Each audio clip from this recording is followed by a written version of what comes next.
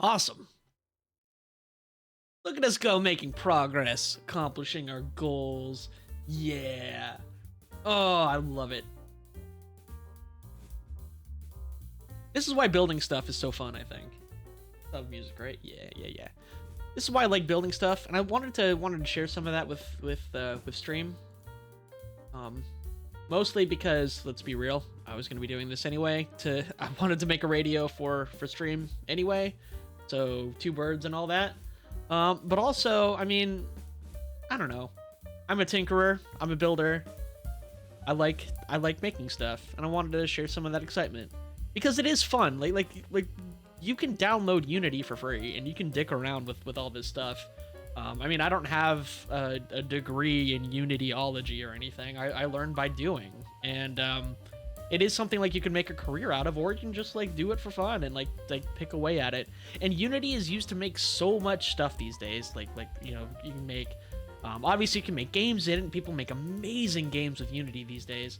Gotta be careful though. There's word of warning. There is a new like baby's first Unity project look that it's hard to describe. I can go into it, but if you're not careful, there is a distinct Unity game look that you can avoid.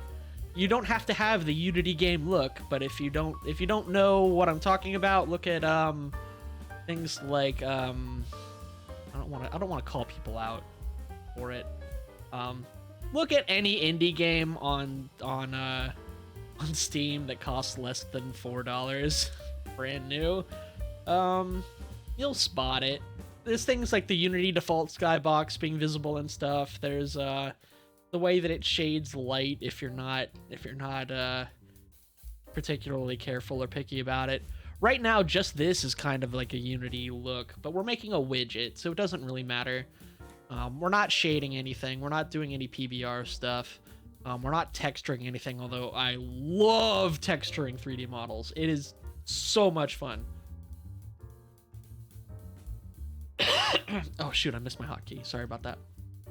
But yeah, no, like if you're not into that, I mean VRMs that are huge in VR chat right now. It's good money too, making 3D models for people to use for their avatars. Whether it's for VTubers, VR chat applications. More and more stuff is using VRM now, which is weird to me because it's not really like a file format. It's just like a zip file of Unity stuff pretending to be a file format. But as it gains more adoption, that's really all the file format is just a collection of shit that enough people work into their workflows. So it's becoming real, and that's really cool. There's good money in that. It's also a lot of fun to do. I hear it's not really something I've done before, but I know some people, fans of the stream actually, that do a lot of stuff with VRM. People use it for like making VR stuff for like education and medical applications, or for like the automotive industry uses Unity a lot. Movie production people use Unity. It's crazy. It's a good skill to have if you're so inclined.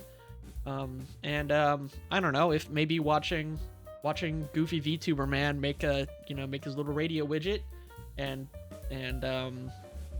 play around with Unity is enough to spark you to wanna give it a try, then more power to you. I'm happy to share. This kind of stuff, I mean, don't get me wrong, aesthetics are important. UI design is important. This really isn't like the meat and potatoes though of making Unity stuff happen. That, at least for me, is the coding. So we'll get to that. Running low on time, which is how it always goes. Unity stuff is time consuming. Speaking of consuming, I have programmer juice. Let me get that open.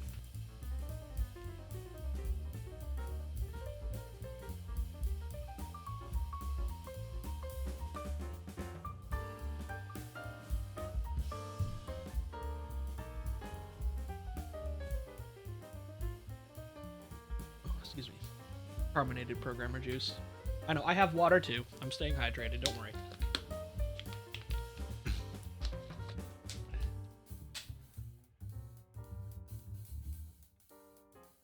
I at least want to. I have a hard cutoff in about an hour from now.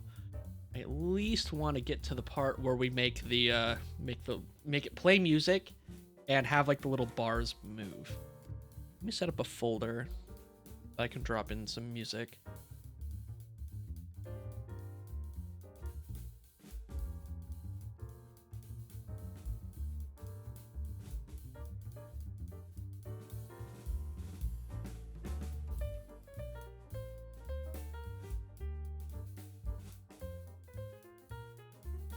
It will not be Dragon Force. Spoilers.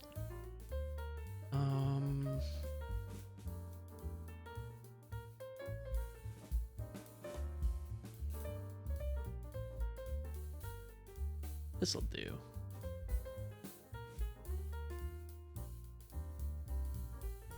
And make sure that these files have appropriate metadata, because we're probably going to be reading that.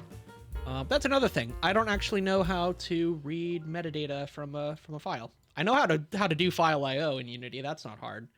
But then to treat it as a music and specifically read the metadata, we're gonna need help with that.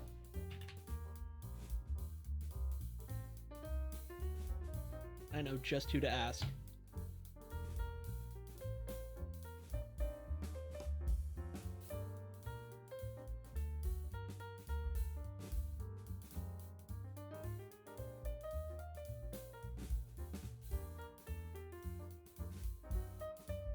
That's right. We're outsourcing the work to a robot that will take our job. Maybe, if the window will work.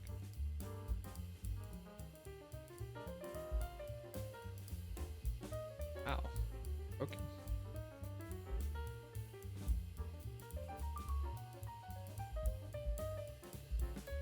Whatever. Okay, maybe not. OpenAI is great. You gotta, if you're a new programmer or if you've never used the tool before, word of warning, ChatGPT and other AI like coding co-pilots, they're very useful to spitball ideas off of.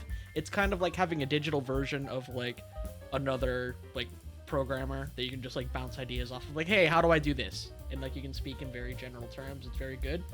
The problem with that, though, is that it will confidently lie to you. Much like that shitty coworker, hypothetically, they will convincingly and confidently lie to you. So you gotta be real careful and real critical of the outputs that you get. It's not working right now, so we're gonna have to do it old school. That's okay. Sharp. How to read metadata from audio file. Okay, so let that stew while we do the easy part. Create a new empty.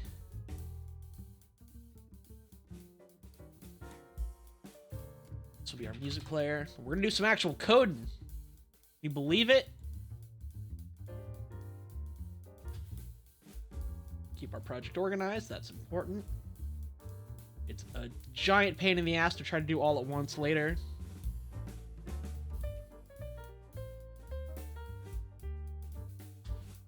But if you just do a little bit of organization as you go, a lot easier.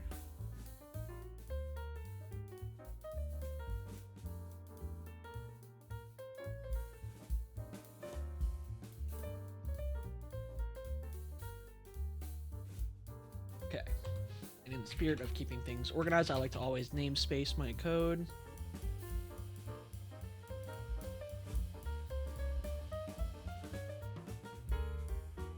So you start with business name, application name, or library name. In this case, the music player is specific to the radio, so we're just going to go with Driftwood radio.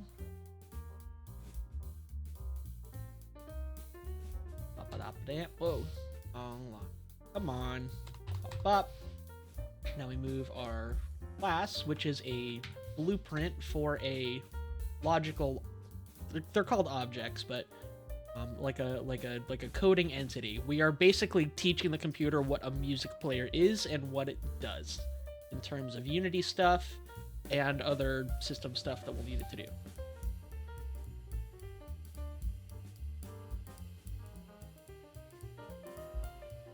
This is basically like defining like stuff within Unity. So do a public audio source. That's the Unity thingy that plays sound. Call it audio. So just by having that much done, if we go back to, this will make more sense in a second. But if we go into Unity, ignore all those multitude of stuff. Okay, so we have our music player, which is just a it's a game object, just like the canvas is, but it doesn't have it doesn't have a form. It doesn't have like a visual component of it. It's called an empty game object. All it has is just a name and like a position in space, which is what all game objects do. Like this event system has one, canvas has one, the camera has that, in addition to all of the other stuff, all the other goop that makes it work. But all this is it's going to hold our music player script. And if you look, we have header references. That's making this little banner in Unity to make it easier to navigate. And then audio is a reference, meaning like it points and says like, hey, over there, that's the audio source that I'm sending musical goodness to. The problem is we don't have an audio source in our scene, and if we check, Unity can't find one because we didn't make one. So for expedience sake, the music player is probably going to be the main, like kind of the main hub that all sound related stuff funnels into. So I'm just going to attach the audio source to the music player. It doesn't have to go here. We could make another empty. We could put it on the canvas. We could put it on the camera. We could put the audio source wherever we want. It doesn't really matter. Especially for this, where it's not 3D like spatialized sound or anything. It's just generally playing. But there we go. Now we have all this audio stuff. We don't want it to play on awake. We want it to loop, I think. And we can change all these later. We can have the music player actually adjust these on the fly too. But kind of spitballing ideas here. I think this is probably all fine. I don't think we need a mixer group. We'll just have the music player control its volume directly. Now this is where our goals become really important. Let me pop those back up. Oop. Okay. Because this is really going to be dictating what our music player needs to do. So we need to toggle streamer playback. So let's do set streamer playback. Actually, I'm going to set, there's an industry term for that. It's called monitor.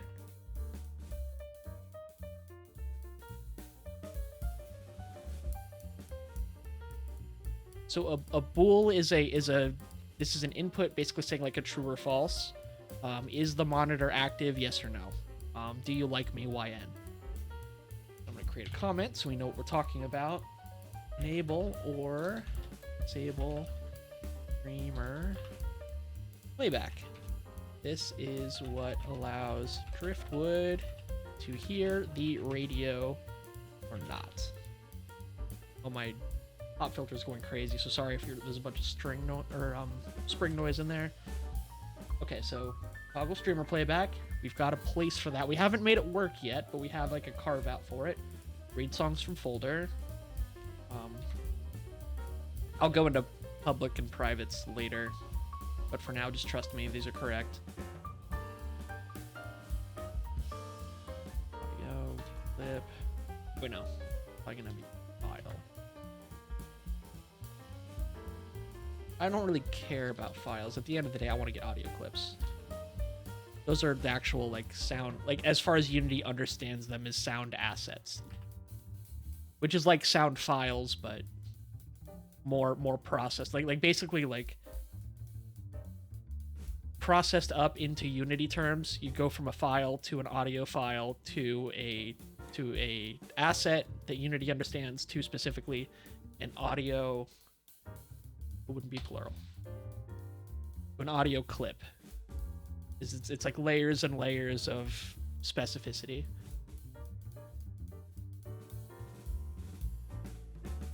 Songs from Flutter.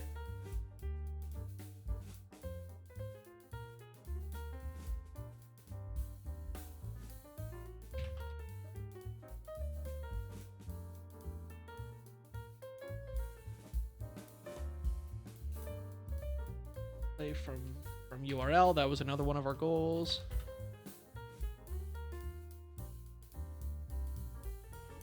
I don't know if this will work, but for now. Actually, no, I don't think that's how it works. I think it basically like we do we need to pass in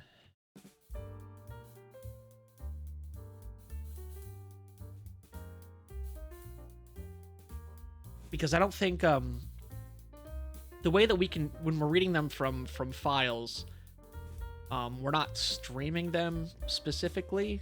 We are finding them, loading them into our program, and then wrapping them into this audio clip format.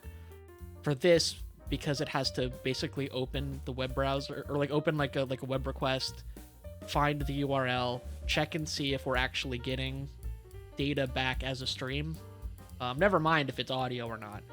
Just if we're getting playback at all.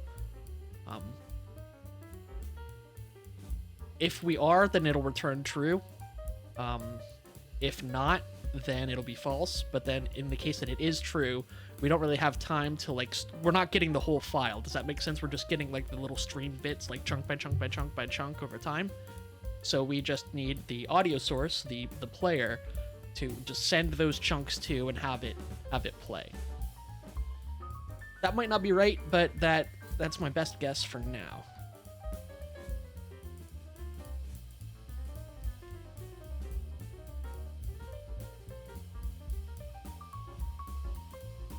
All the audio clips from the designated folder.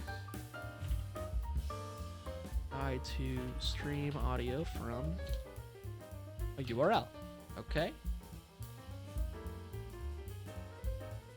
Pretty. That's a UI goal. Toggle to log aspect ratio. Okay. All right. So, part of our pretty, part of our UI design. We look. No, not that one.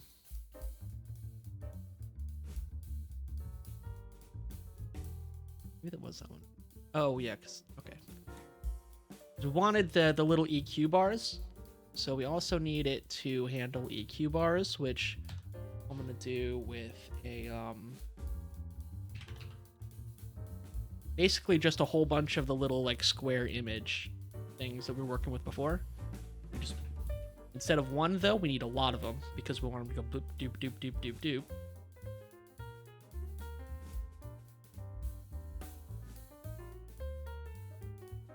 Oh, and by default, Unity code doesn't know what that is, so we need to say, hey, we're talking about UI stuff.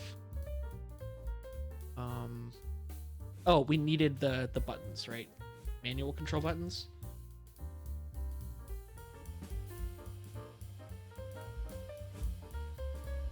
X song. Mute. Unmute. And those will be manual control for now. Once we have the chat fun time bot, we can patch these because they're public. That means they're visible to other entities within the project. We can patch these into different queues. I don't know how I'm gonna get it to work with an external executable, but we'll cross that bridge when we get to it. Yeah.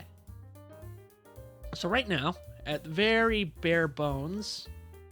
Oh. Duh.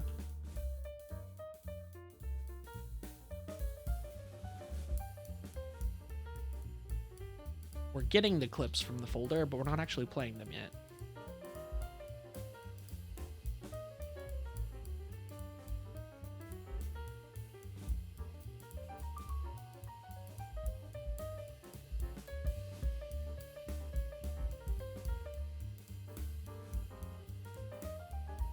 Okay.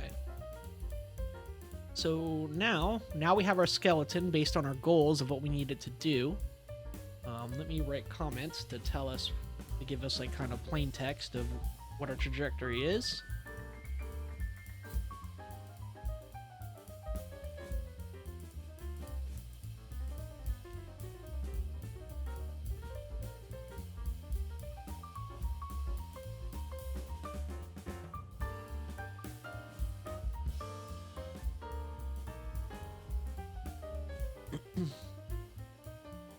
stream from URL.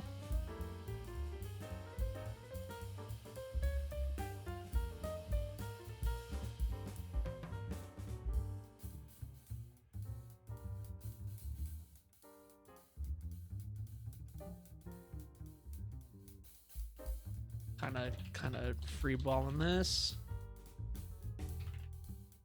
Because I kind of like the idea of, like, we play next song, well, maybe it's a random song, or maybe, like, if we're listening to all Persona music and we're just going through the soundtrack, we might sometimes want it to just play the next one of the soundtrack, or other times if we're just listening to whatever, then we can have whatever.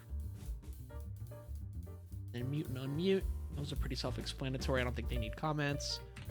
That usually bites me in the ass, though. Mute volume.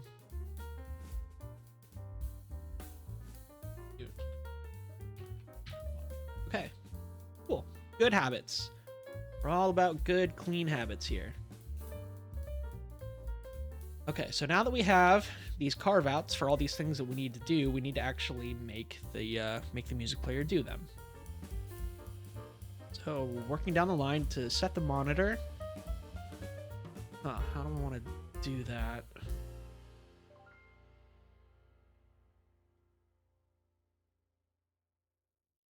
Let's skip that one, because that gets into multiple audio sources, and I don't know how to actually do that. Get songs from folder. That one's pretty good. That one's a pretty chunky one. We need a list of audio clips. A list is like an array that you can resize on the fly. An array is a collection of things with a fixed size. So it's like saying I have a dozen apples. It's like I hand you a box with, like, dividers in it, and there are a dozen holes to put apples in. Some of the holes might be empty, they might all be full of apples, but it's always 12 spots, right? A list is more like I hand you a grocery bag that can fit 12 apples in it. It can fit 100 apples in it. Okay, that'd be a pretty big grocery bag, but you get the idea. It's basically, you can fit as many apples as you need to put in there, which could be 0, it could be infinity, whereas an array is more restrictive in that it has a set number of carve-outs for things. And since we're going to be going through, we need to find the folder, we need to go through and read each file and determine if it's an audio clip, and then load it into that file format and then push it back. We don't know how many audio clips we're going to be working with, so we can't make a box with a fixed number of cubbies. We kind of just need a bag that we can put all of our things in, and then once we know how many we have, we can make our array out of it, which is good practice because it's why do I use arrays? I mean, going from older programming languages, all you had were arrays, and you had to dynamically build bigger arrays as you needed to. But it hasn't been that way for a long time. Working with arrays is more efficient, so gives your code a smaller memory footprint. But this isn't a huge program anyway. I don't know. I'm an old man. That's how I do it. So we're doing it this way. That's the reason why. Sometimes it's just do what you're comfy with.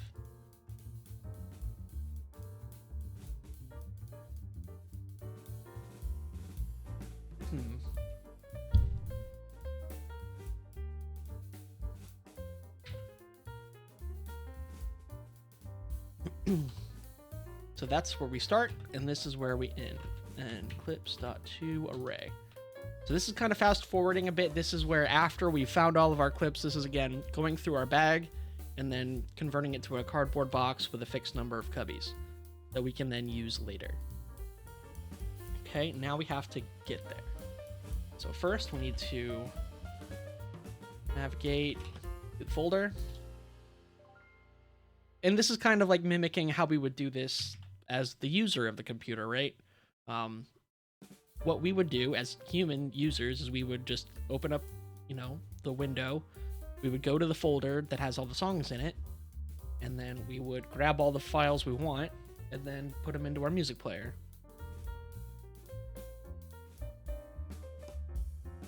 So, if we're teaching a computer to do that, why don't we model it after how we ourselves would do it?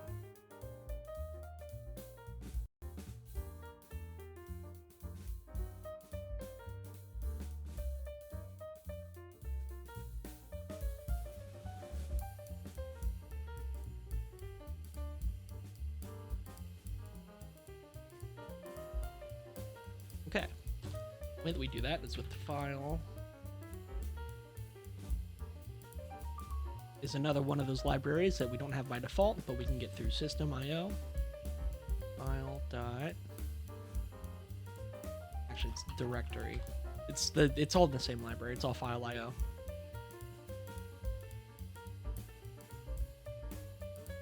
Get files.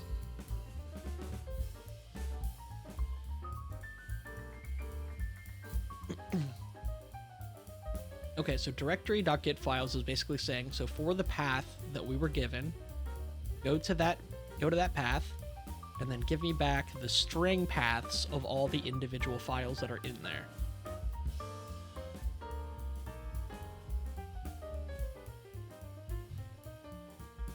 So we're getting them, but now we need the computer to remember them. So we're going to do string file paths equals get all the paths. Okay. That's pretty straightforward. And find the files within the folder. Kind of already did that. That's kind of both of these steps in one, so I'm just going to skip that comment. And then convert audio files to audio clips. So for each string file path in file paths. And what this is a conditional loop. This is basically saying, like, okay, so we have our box of apples. This is why we use arrays. I was being a little bit facetious earlier when I was like, oh, why do we use arrays? The reason we use arrays is because arrays are kind of the default format for collections of things. And they allow us to do things like for each and et cetera, et cetera. So since that's sort of just like the default operating procedure of how code expects us to do things, we're going to adhere to that instead of trying to brute force it to do different things. So for each string, for each apple within our box, we're going to take each apple out and we're going to look at it. Or in this case, we're going to try to read that file path and determine if it's an audio file or if it's some other kind of file. I mean, realistically, it's pointing to a folder that I created specially for this project, so it should be, we should all be good, but just in case, we're going to, how do we want to do this? I think the easiest way would probably be to look at the sounds and then determine if they have the right file extension. So to do that, we go back up to the top and we'll say header, give us a little carve out for settings. Do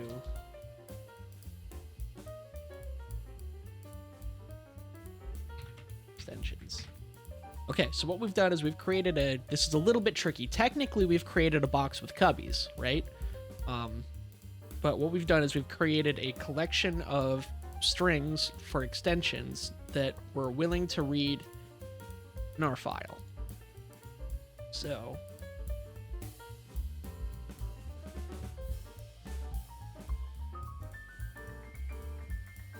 audio file.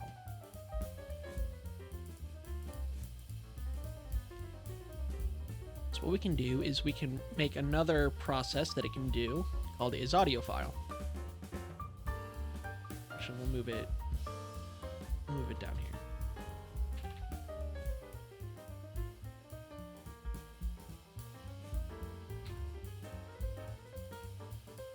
What we can do, we can have it check and see, is the given file an audio file that I can work with?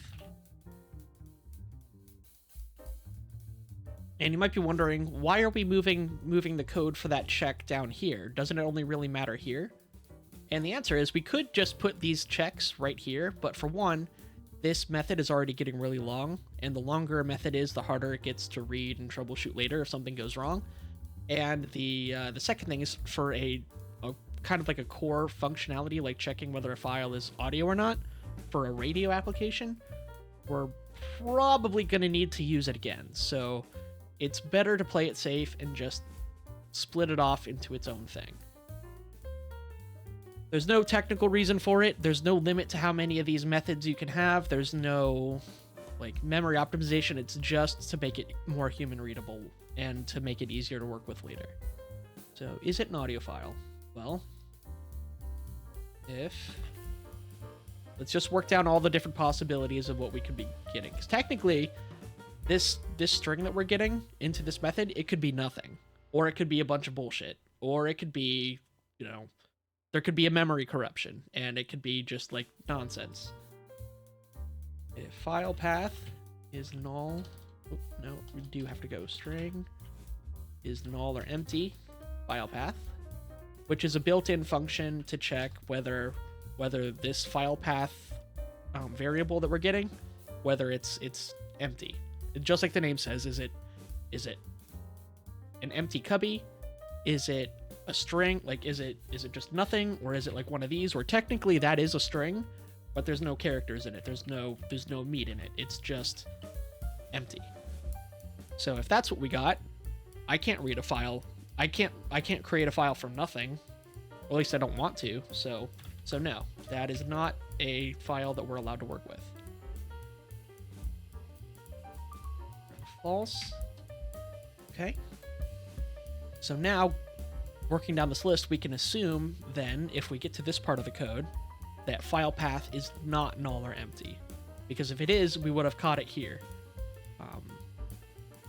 So if... Right now, all we're doing is we're checking the extension. So to do that, if we have C,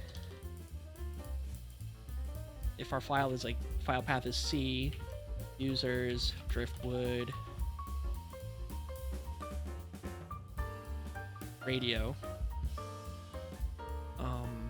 egm.wave, then the last characters at the end, presumably the last three, are going to be our extension. Well, let's test that. What if it's that same thing again? What are some other music formats? There's MP3.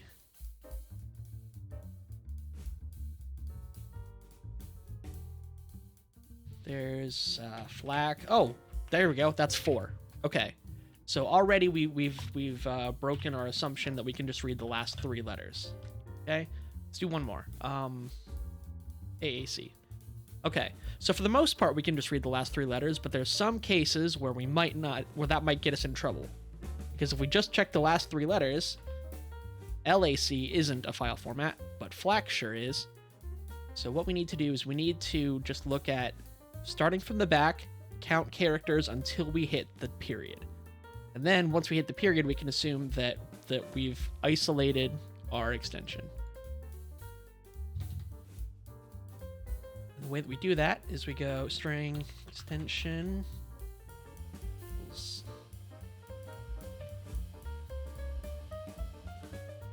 think it's pad right.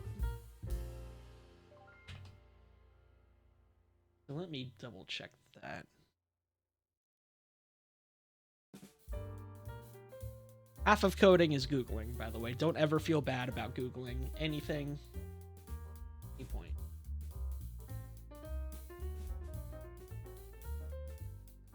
Unity, C#, pad right.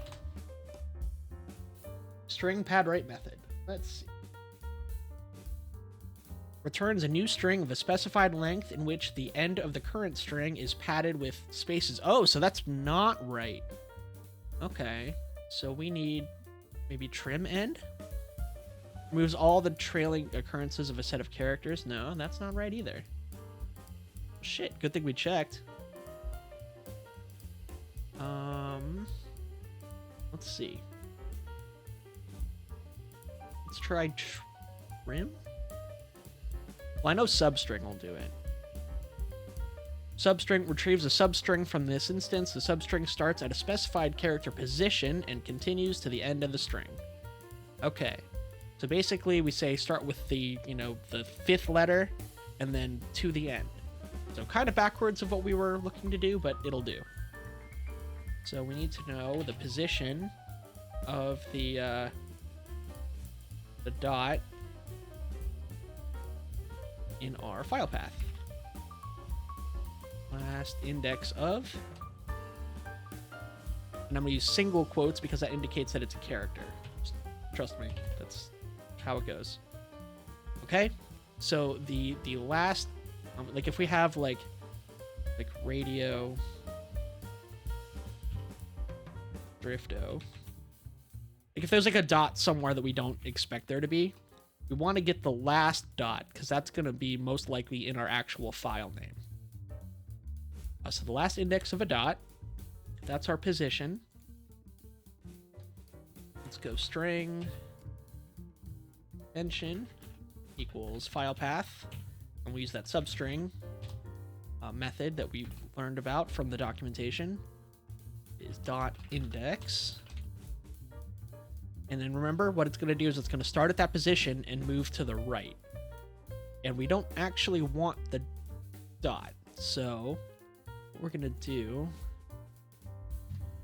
is we're first going to check if dot index is less than 0, which according to the documentation, the substring method will return -1. Like say we have a file path that doesn't have any dots in it at all for some reason, which would mean that the file that we're looking at doesn't have an extension, which is all kinds of not right, and we are not here to try to fix it. We're just going to skip past it, right?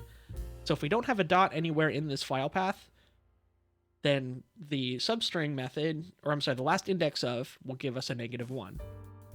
So if we have anything less than 0, which will most likely just be ever a -1, but just in case it gives us something different for whatever reason, then we will, just like with up here, we have ran into a problem that we're not able to overcome, so we're going to return false, okay?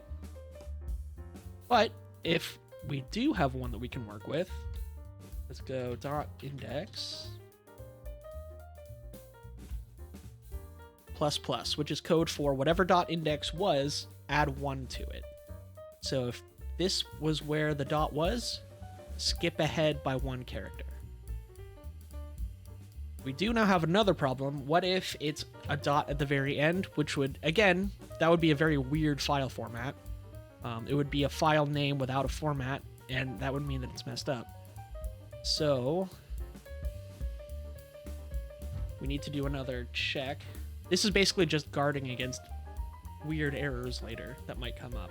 If index is greater than or equal to file path length, turn false. I didn't include the brackets because you don't really need them if you only have one line in the brackets.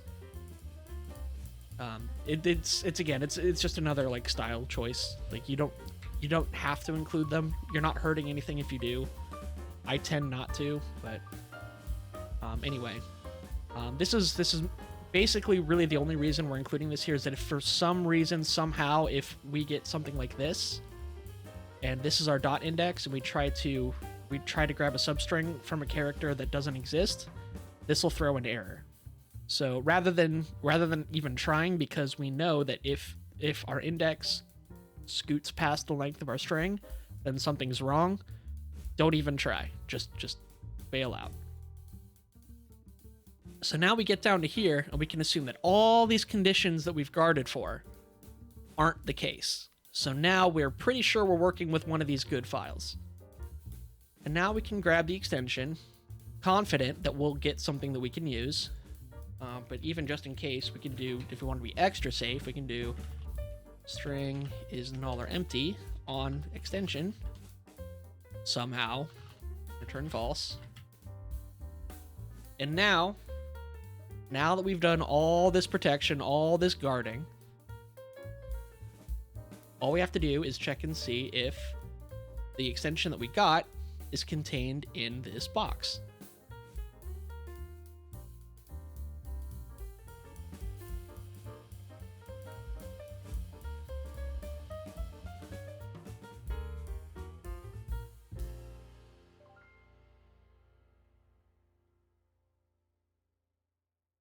They did it as a...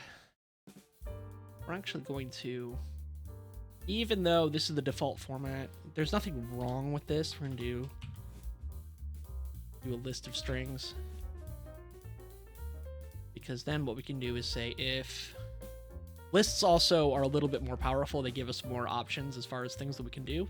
We can do if extensions contains our extension that we found,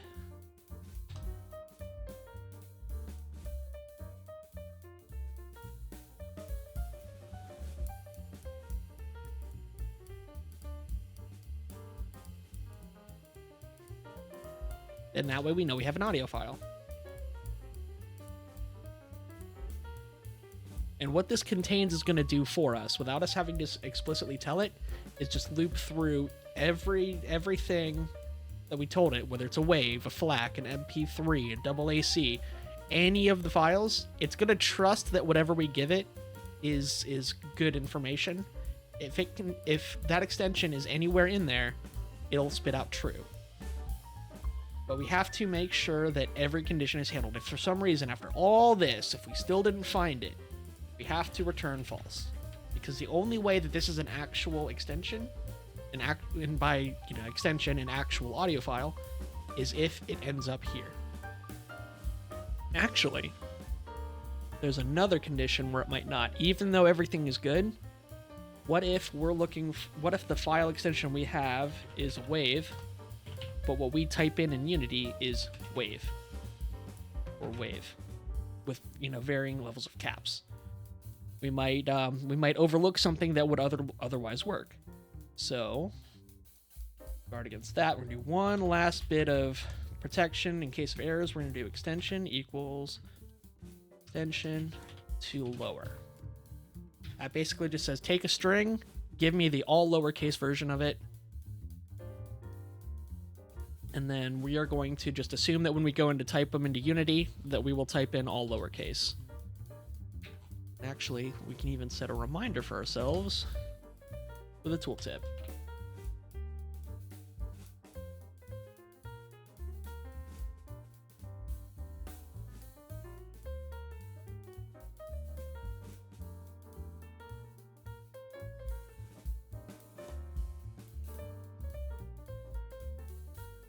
Okay, so that was a really long walk just to figure out whether the file that we're looking at is an audio file or not, but it's worth it, because now we can go in here and say we're back to this, where we're searching through all the files and saying, hey, is this an audio file? Now we can just trust that this will give us a yes or no answer, and we don't need to worry about it any further up here. If it's an audio file, we need to add it to our bag of audio clips. But wait, this is a string. This isn't an audio clip. So how do we convert it? Well, we're gonna need another method.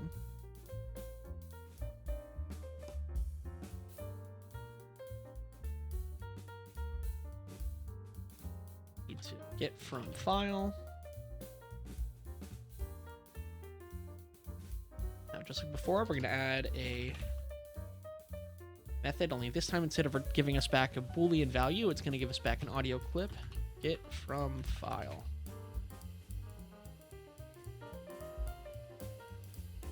I'm just gonna do file. It's easier to write.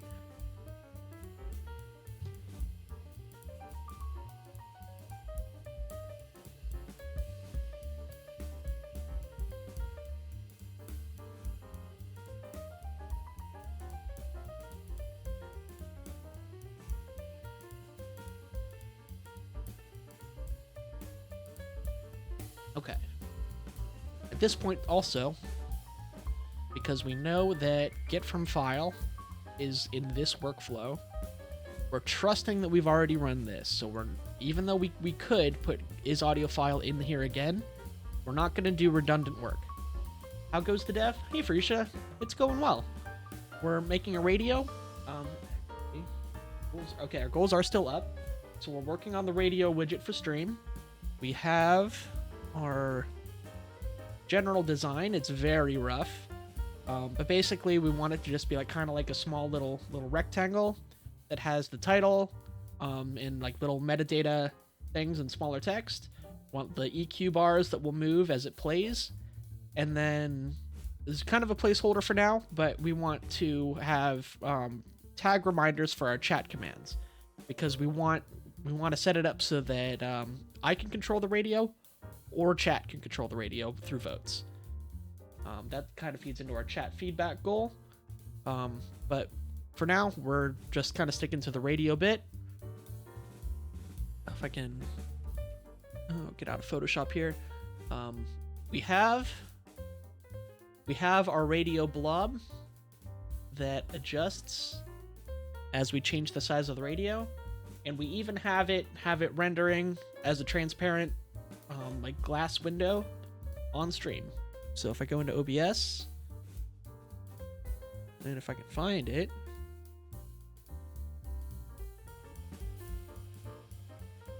yeah, here's our radio. It doesn't play anything yet. That's actually the part that we're working on right now. But yeah, going well. We're being really thorough and really clean with our coding, so we're maybe not as far as we could have been if I would have just been quiet and brute forced it, but you know, that would make for a boring stream. Oh, that's cool. Thank you. Trying a new thing here. I've never really done like a live coding thing except for at work. It's really cool. Unity can be used to just make a stream radio. Oh yeah, Unity can be used to make just about anything. Unity is used to make, well, it's used to make this. Aha. It's also used to make this. And now even Unity's making this. Oops. This interface needs work because it kind of froze up. We'll do another hand proper, and I won't exit out of the window this time. That one we could probably even retool as well to continue running even when it's minimized, because we got that working on the radio as well. But anyway, let's get back to our code. So what were we doing? We were trying to extract and encapsulate an audio clip from a file.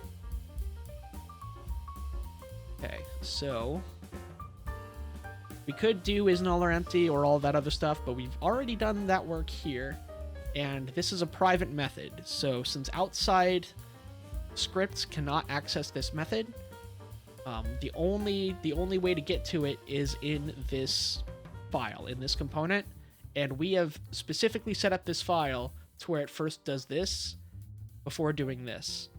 So we're going to trust that this work has already been done, and we're not going to revisit any of it. So we're assuming we're having a good file that is an audio file and has our good extensions and everything. Do file. I don't really. It's been a while since I've done anything like this. To Google, like I said, half of coding is Googling. How to read a Unity. I have a 96% size keyboard where I usually use a 100. I've had it for a while, so it's not even a new keyboard, but even still, like just that little bit, it's close enough to what I was used to that it's not replacing my muscle memory. I still fat finger things all the time. It's really annoying. How to read an audio file and convert to audio clip. Load MP3 file saved locally to audio clip. Awesome. That's another really cool thing about Unity, Freesia, is that it's been around for so long and used by so many people to do so many things that pretty much anything that you need Unity to do, someone has done it and written a support article about it. Facing a new issue to load an MP3 file locally saved. It was working until now and suddenly don't work anymore on iOS platform. If the audio file is not saved locally, I'm downloading from the URL, convert it to audio clip, and save it locally. I guess that's the advantage for making a really open free engine. Yeah. It appears to be using the current Unity web request to download from the URL. We'll probably be getting to that later.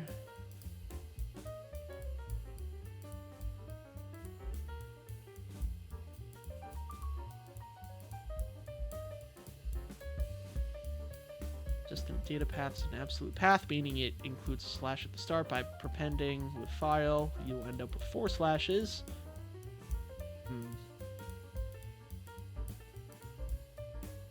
Okay, so the method call that they were talking about is Unity Web Request Multimedia, and they said that it worked for their iOS thing. So maybe can we use Unity C#, Unity Multimedia Request local file? Try that. People do all kinds of crazy stuff, yeah, for sure. Unity web request for local files on Android failure. How to use www to load local files. That is kind of the double-edged sword, though, is that yes, you will find a guide telling you how to do everything with Unity. The problem is, it might not still work. Even if this guide had a perfect solution for 2013, it probably won't work anymore. In fact, I think the other guy was trying www and it wasn't working. Root in OS X. Okay, so they were having issues with their file path. Goody. Yeah.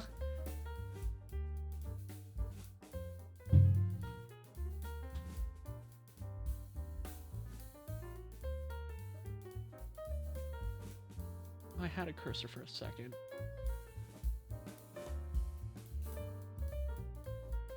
But then we can use ChatGPT or other Copilot software to try to help us out. So write a Unity C# script, read a local audio file, and play back through an audio source, which is exactly what we're trying to do.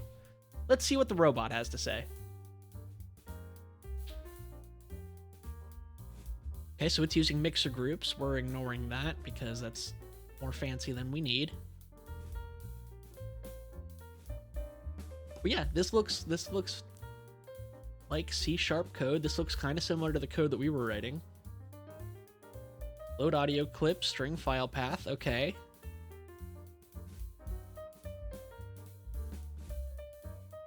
The script requires the Wave utility class, which can be found in the Unity microphone demo example. The audio mixer group field is optional and is used to apply audio effects to the source. That could be fun.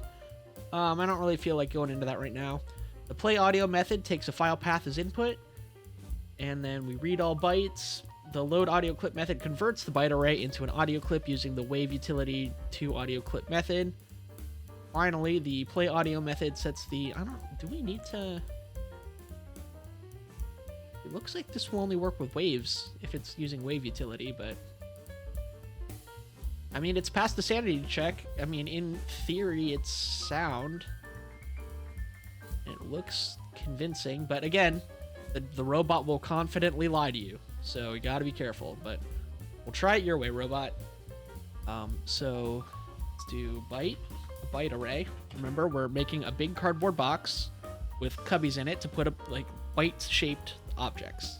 So we're got a big collection of bytes that we're gonna read from this file, and we're trusting that the file is good. Let's see, audio data. Let's use the same name that it did. It doesn't really matter, but file.read all bytes from our file. New. Oops. Audio clip equals Wave utility. Also, you know, it's a cheeky thing that the robot will do. We don't really have a guarantee that Wave utility is real. It might have made that up. Because basically what OpenAI and OpenAI and ChatGPT do is that they tell a story from the perspective, like, it's pretending to be a C# developer right now. So it might just be making up, oh yeah, you just use this thing called Wave utility and it'll totally do what you need to do, but that might not exist in real life. Video clip, audio data. Let's see. Web utility, no. So Unity doesn't know what Wave utility is, which it kind of said that in here when it said it's in the microphone demo example. Okay, Chat GPT. No guarantee the function is real. Sounds like listening to Google. Right? Yep. Yeah. No. Using Chat GPT to co-pilot your code is ascended Googling.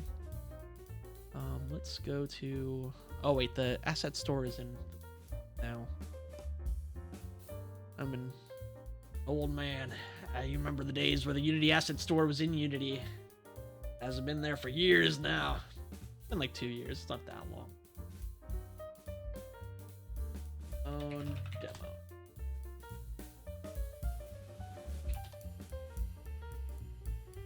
Actually, why don't I just do Unity utility?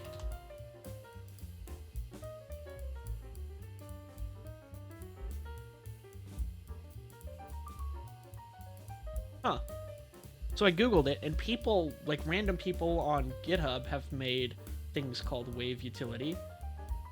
But then I also found a Unity Answers forum for converting byte to an audio clip.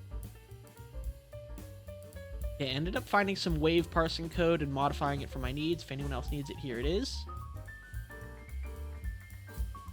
For 2 bytes to 1, float in the range of -1 to 1. Why do we need to do that? Okay. I'll trust that that does what you say it does.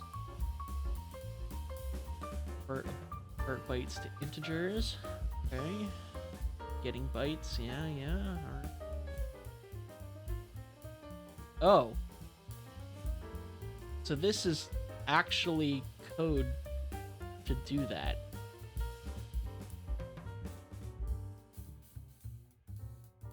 Interesting. You made this? I made this.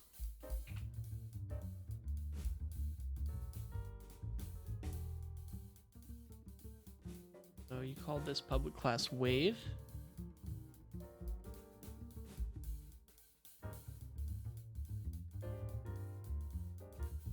Project. Called this Wave.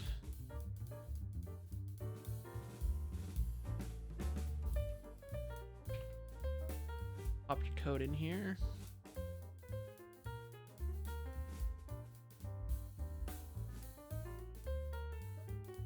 That might have been a copy and paste.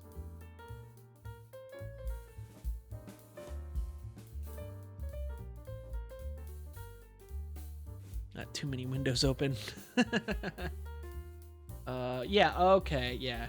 So it's calling it a short. Okay. But for some reason it's doing anonymous S.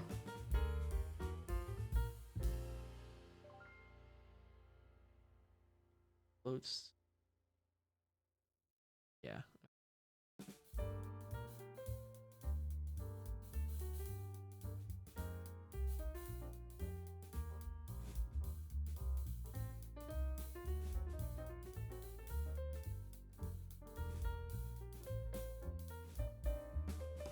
Wait. Okay, never mind. Spot. Public class Wave. This all is fine until we get down to turn left and right double arrays. Oh no, it does say T anonymous garbage. What is that? This is way too intense for what I want to do. Let's back all the way up to do Unity read port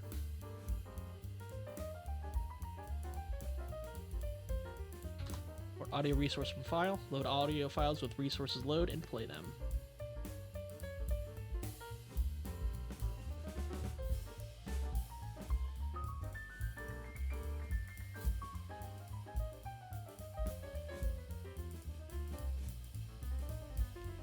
Okay, this is loading resources from a resource pack, not from like a file.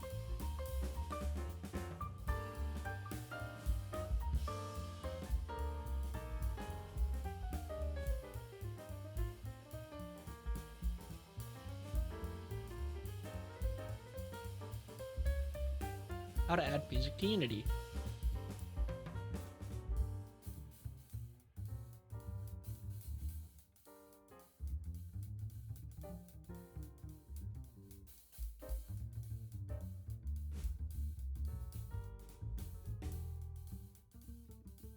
How to play MP3 files in standalone. D.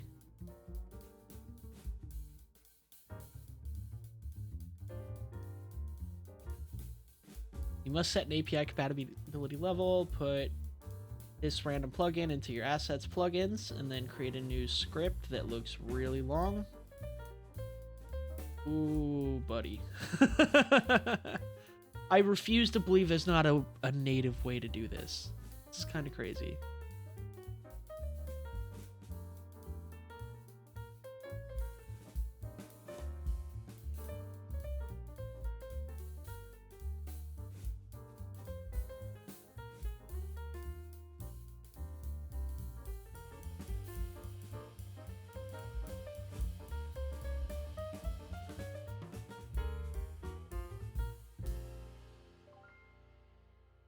The www music equals new www.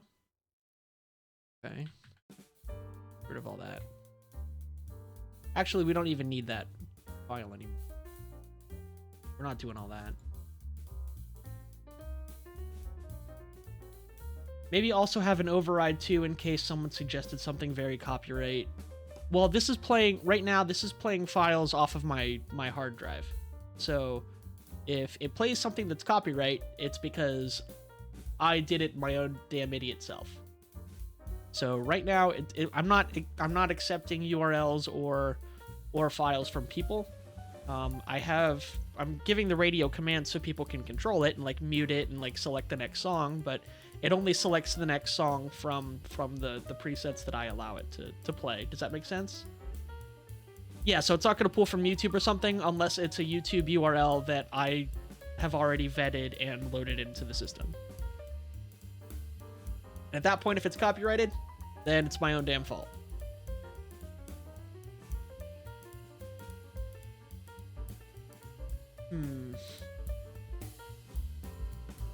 This is tricky. I don't think I need to read all bytes because I'm not going to do anything bytely with it.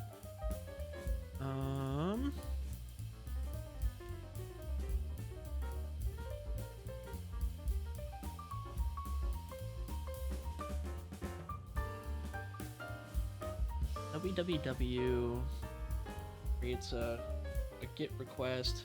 Should be, oh, that's obsolete. All right.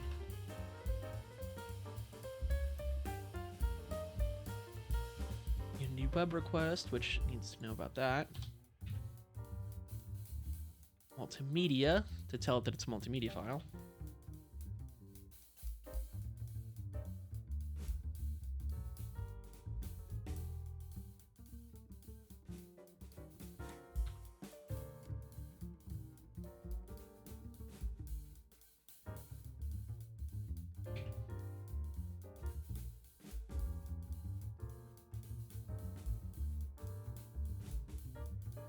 So now, this is tricky as well.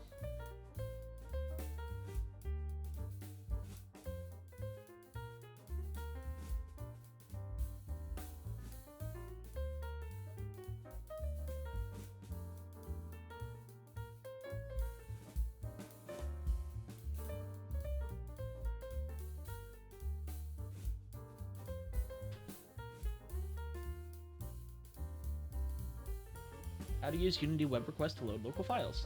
Okay. You'd still be able to use file. Okay. String. Path equals. So what they're saying to do is use file.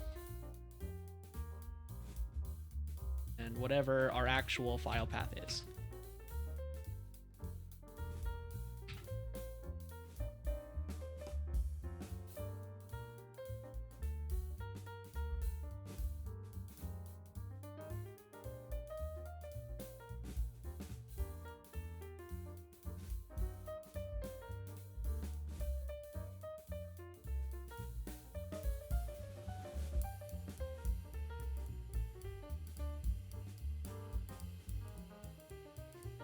Is it angry with me? Helpers for downloading cannot declare variable of static type Unity web request multimedia. Okay.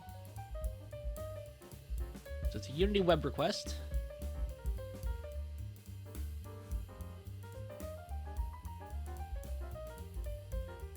Kind of a web request multimedia.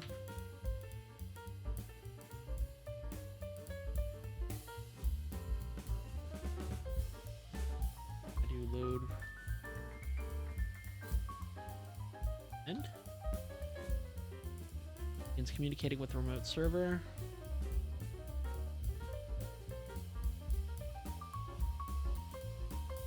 Where'd ChatGPT go? Where's that robot? Oh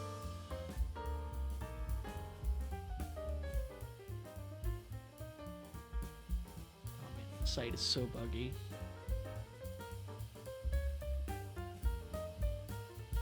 Right, a Unity C# script to load an audio file from file path using Unity web request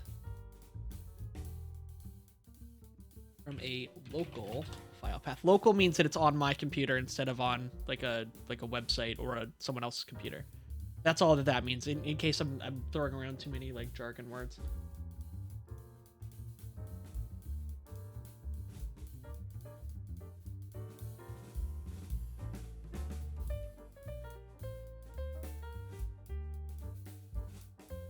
Okay, Unity web request. Basically, we had Unity web request.get audio clip. Oh, so not quite the same, but very close to what we had. Okay. In this script, you can set the file path variable to the local path. Oh, and then we use that file thingy like we were talking about before. That's good. Okay. Well, let me scroll. For some reason, it doesn't like my letting me use a mouse. Page up. Page down? No. Unfortunate.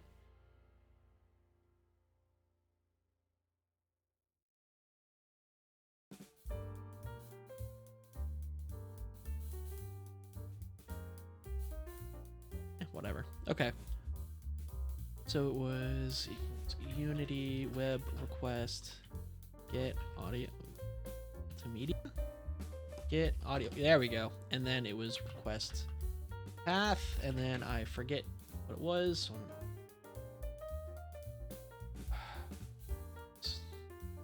Load audio with Unity web request from local audio file. Oh, see, and then once I use my mouse, then it, for some reason, it works out. But audio with Unity web request from local file.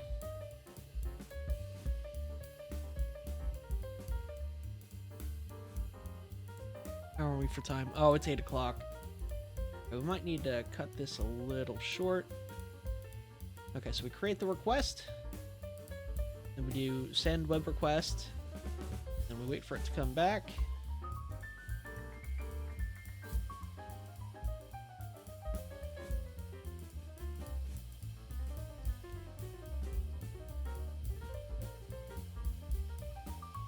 And if it's successful, we go to download audio clip handler. Okay. Send web request. That gives us asynchronous operation. You also have to be asynchronous.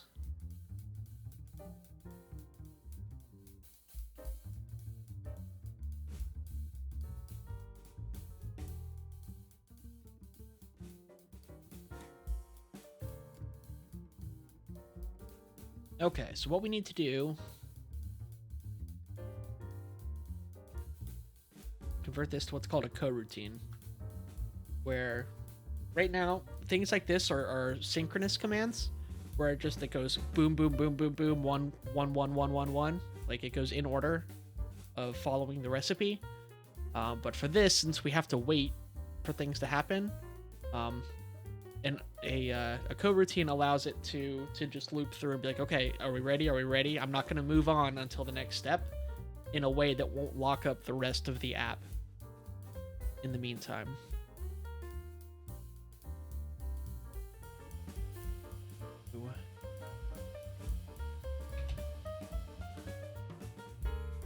field return.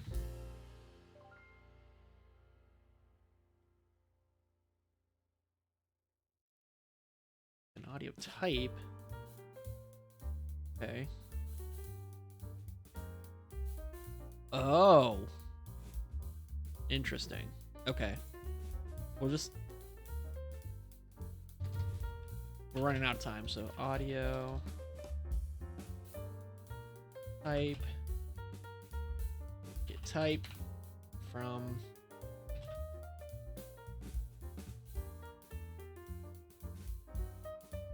so this is quick and dirty, and I'm going to change this off screen or off stream, but remember how we had a bunch of extensions up here? But you know what, let's do it right.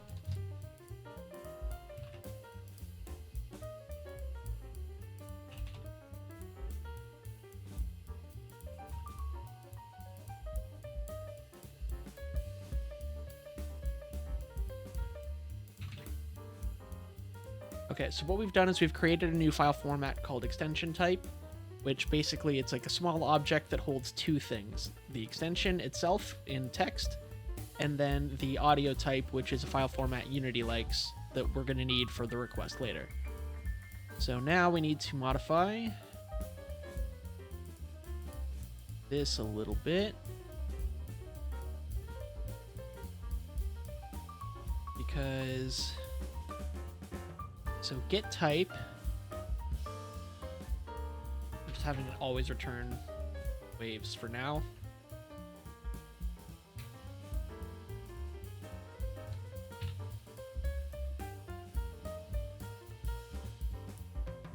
What we actually need to do is we need to take an extension type,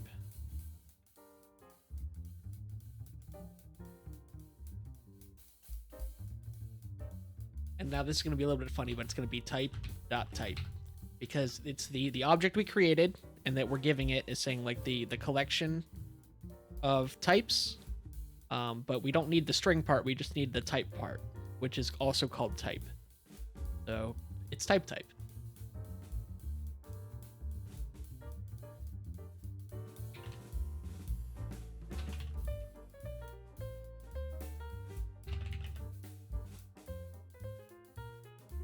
Remember, extensions is that array collection that we're specifying in the Unity editor that says I'm allowed to play waves, I'm allowed to play MP3s, I'm allowed to play FLAC, whatever. If type dot extension equals extension, return type dot type. So this is a little helper method that says like, okay, okay, so we return type. So if we're going in reverse, it is type, my bad. We're going in reverse. So if we're only given the text part where it says wave or whatever, we need to look through our box to try to find a matching extension type that says, oh yeah, WAV, I know what those are. Those correspond to audio type.wave or whatever. And then if we don't find one, we still have to give something back, so we're just going to say, I don't know, maybe it's a wave, hope for the best. Okay, so, and then in this method, because is audio file, we were originally looking at a box full of strings, but now we have a box full of these extension types. So what we need to do,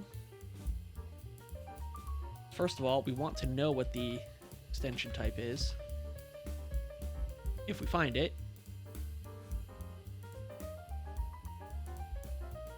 we're just going to assume that we're not going to find it, so we'll say that that's null, meaning that it's empty. Oh, wait, extension types can't be null because they're a struct. We'll make them a class. There's differences. It doesn't matter. But in this case, if we do have, that means type equals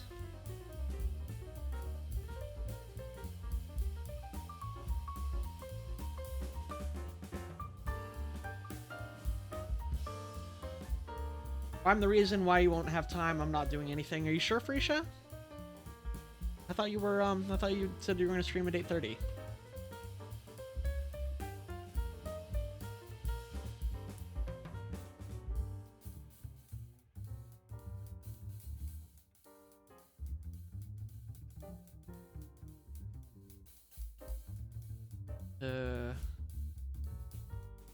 do this a little bit. That'd be like for each extension type, extensions. I can spell right. If I thought about it, but I've been feeling sluggish all day. I got tomorrow off. It won't hurt anything to take it easy. You know what? Yeah, if you got to take care of yourself first, man. Yeah, no worries. Sorry, I didn't mean to sound like I was putting pressure on you to stream or anything. I'm sorry that you're feeling sluggish. Yeah, okay. If you want to hang out here, I guess we'll do some more coding and we'll see if we can get this radio working.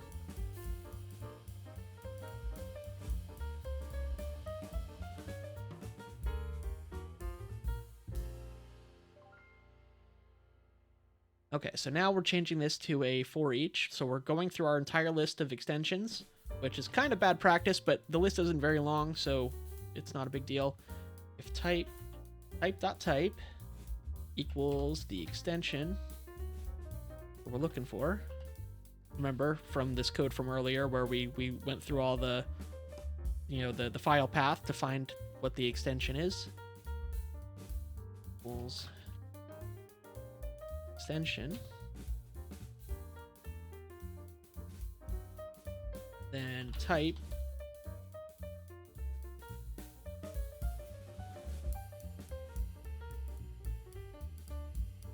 okay, so we used the same name twice and you can't do that. It got confused, so we'll change this to ET, short for extension type. So if the ET's type matches the extension we're looking for, then that means that the type, this one that we're outputting, is ET, and that also, congratulations, we found an audio file. So we return true.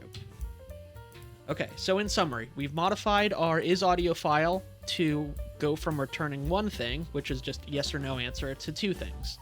So it's a yes or no answer, and also it gives back what kind of file it is. By default, if it's not an audio file, then it just gives back a blank answer of basically saying like, is it an audio file? No. Well, what kind of audio file is it? I don't know. I already said it's not an audio file. But in this particular case where it is one that we recognize, it'll give us both back yes and also the extension type of what kind of file it is. So now we have all kinds of red errors over here, but that's okay. Part of the process. So now we go back to the very beginning where we say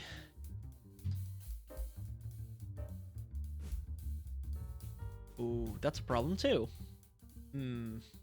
That's okay. What we can do, we can do a dictionary. Actually, you know what? We'll even just do a second list. A list of extension types.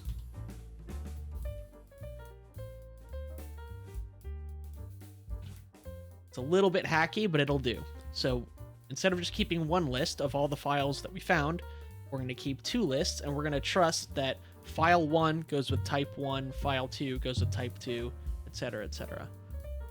So extension type, ET, null, and then we'll have it when it's checking the audio file, have it out to ET. So remember, what we're doing is we're going through all the files in this folder, and then it'll say for each of these files within the folder, we're going to run this check. We're going to say we're going to set aside carve out a little space called ET for the extension type. If it's an audio file, and we get ET will hold the type of audio file it is, then we'll get from the file path, and we'll tell it the extension type, because we'll have that data already from isAudio file. If it works, it works. Yeah, that's true. Very, very true. Still getting red squigglies. Why can't I go to the definition? Okay. Oh yeah, because I made that a coroutine.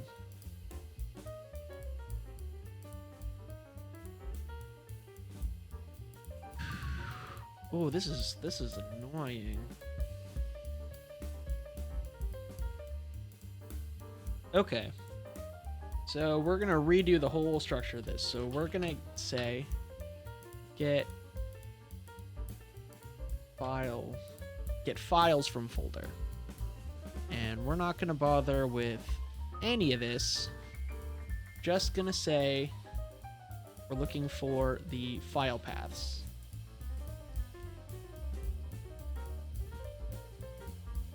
As strings. Strings are just like words. Oh, and it's lowercase string in this language. So, my bad. Computer was confused. Oops. Okay. Alright, so this part is much simpler. So what we're doing, our goal is to get all the audio files from the designated folder. We were trying to do two things at once, where we're getting the files and then converting them into Unity song format. We're not going to do the second part in this. We're going to split that out in a separate step. So we do paths, add file path. Once we've confirmed that it's a song, and sanity check. Once we've made so many changes. So we start with an empty bag, and we're given this whole bag full of files. So we look through each file, we check if it's an audio file, and if it is, we sort it into our bag of audio file folders, or audio file file paths. And then at the end, we just spit back out a bag full of audio songs that we've checked, and we make sure that, yep, these are in fact all audio. Okay. All right. So then, what we need to do is we're probably going to need a...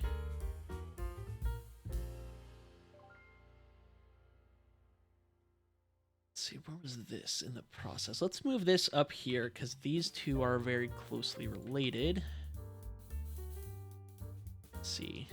Let's change this slightly to be convert all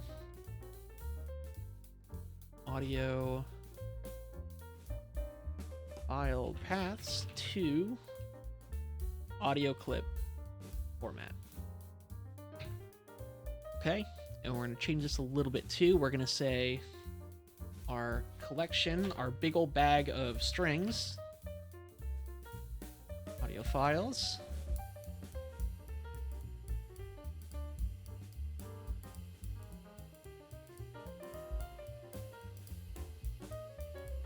This is just kind of coroutine jargon. Basically what this is saying is, because remember, a coroutine, it doesn't do it all at once. It can take 2 nanoseconds, it could take a year. So it's going to, once it's fired, it's going to just kind of process through, like, it's going to work through all these audio files and convert them to the format we need. And then what this does is this allows the calling method to give it instructions to do. It's like, okay, take as long as you need, but once you're done, do all this stuff. So that will be how we tell it to, when you're done loading, let me know and we'll do other stuff. So we're gonna do and it lets us do that without actually knowing what that other stuff is yet. So that's very convenient for us. So we're gonna do list of audio clip, found clips. All right, let's just call them converted. New list. So we're basically carving out a bag to put all the things once we're done with working with them. Again, it's private, and we're going to trust that all of these strings that we're getting are tried and true audio files. Oh, and I need their I need their types. Extension type. Audio types. And we're just going to trust that those two match and they go with each other, and we're not going to do any logic to try to verify that. Or I = 0 is less than the number of audio files you have to work with. This is basically the same as a for each, but because we have to look at two different bags, or like 2 different boxes, we need this eye to say, okay, for both boxes, I need to look at cubby hole number 1, and then cubby hole number 2, and cubby hole number 3. That's pretty cool. But now I'm just thinking of the radio that works once a year. Yeah, it's basically the Alice's Restaurant radio. It only plays on Thanksgiving.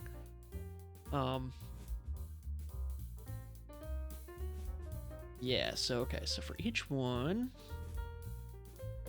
Oh, that's right, that's when we do the web request thing.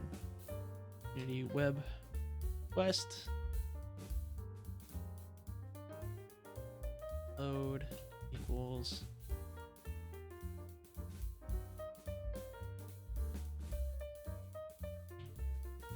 audio clip from... Where was our... Didn't we have a thing that converts it to the file path that we need?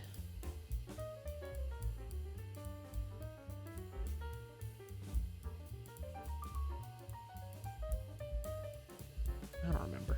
I'll just do it manually. It was what? It was file. And then 2 of those. That's right. Plus audio files. And then the audio type was audio types. And then we go I, meaning it's this, where we're basically pulling from the same position in 2 different boxes. So we go to the audio types box, go to cubby. So if we're loading the first one, it'll be, we first go to the audio files box. It'll be box 0, and get the actual path we're working with for that part. And then when, so well, what type is it? But then we go to the audio types box, also pulling from its cubby number 0, and then pull out its type. And hopefully, a whole big stringy mess will give us a, yeah, looks like it likes that now. Okay. All right, and now we need to wait for it to load that. We could go through and try creating a bunch of web requests that all fire at the same time. I've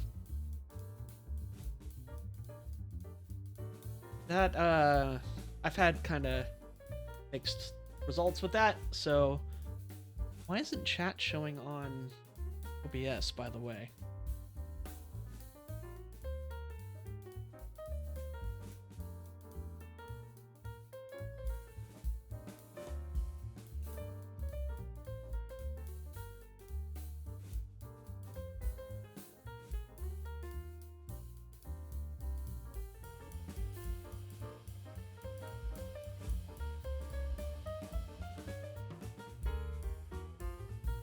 That's weird.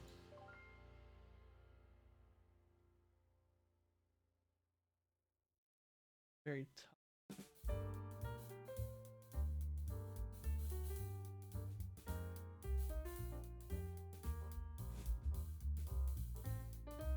You there? I don't know what's going on. Chat window's broken. Sorry about that. But okay. Anyway, enough distractions. We need to yield and web request. So that's what ChatGPT said to do, and that looks right to me. Okay, and then what that yield return means is that it will just kind of go forever, and it'll check and see, is it done, is it done, is it done, is it done. Realistically, it'll only take like a fraction of a second for each one, but is it done, is it done, is it done? And then by the time we get to the next line, good, bad, or ugly, this part's done, and we can trust that the web request is done. We say if load is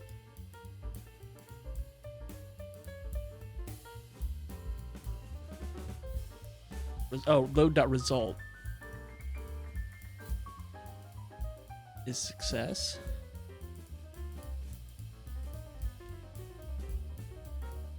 Okay, so ChatGPT was lying to us about this being the way that we checked that, but it's okay. We got where we needed to go.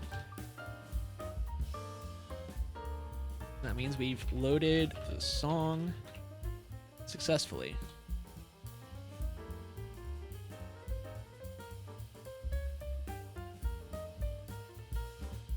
And we can put in error handling, but for now we're just gonna kind of leave it. So basically the way, oh, hold on, I need to converted equals load dot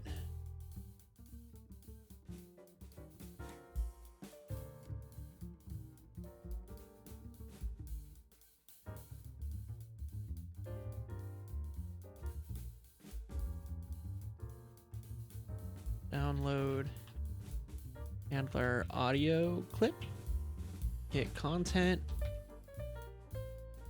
Oh, from load. Oh, okay, that's weird syntax, but okay. So this process will give us audio clip. It'll pull it out from the web request in the audio clip format that we so desperately want. But now we're not done with it. We need to make sure it's not empty. So if it's not empty, that means it's truly, truly good. We're gonna add it to our converted box. I'm sorry, our converted bag. And then move on to the next one. Oops, not converted. It's clip. There we go. And this is just kind of like a trick of file IO stuff, especially when you also get Unity web requests involved. We're gonna it could go wrong, so what we can do is we can do a try.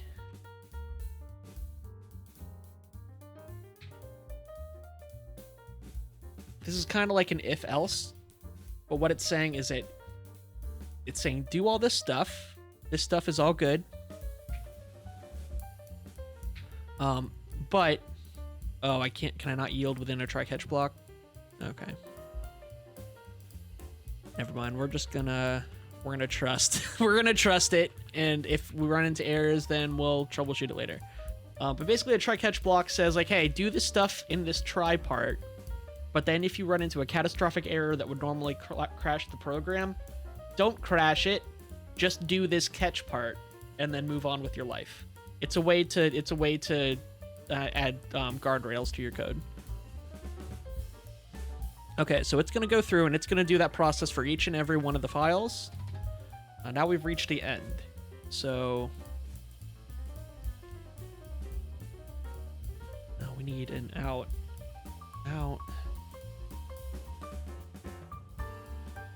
audio clip box,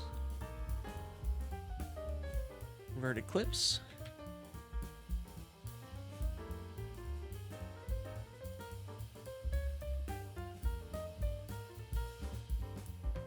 Okay, so what we need to say is that converted clips equals converted to array.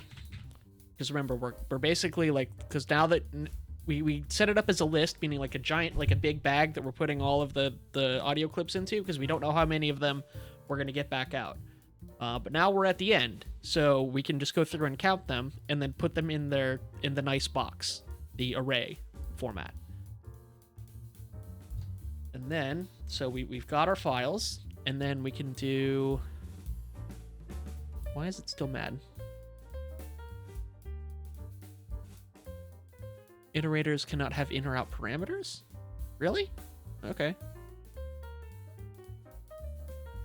Alright. Well, I guess we'll just have a local variable.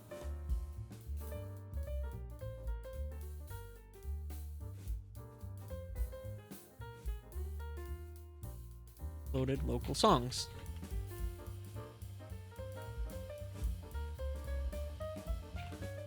Okay, so basically the music player itself will have a box of its loaded songs. And then at the end of the day, the loaded songs will become the result of this process.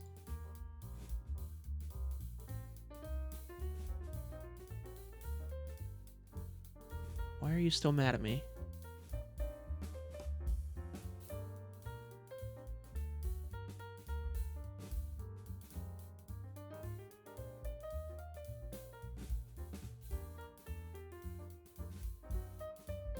Am I missing a semicolon somewhere?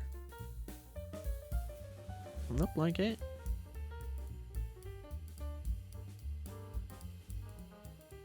Yeah, that looks right.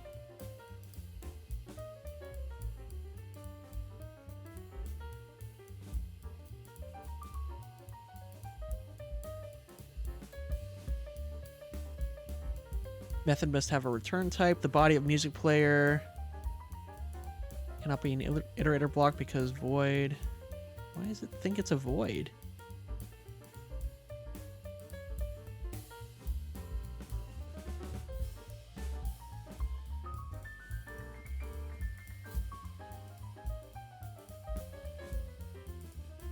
Oh.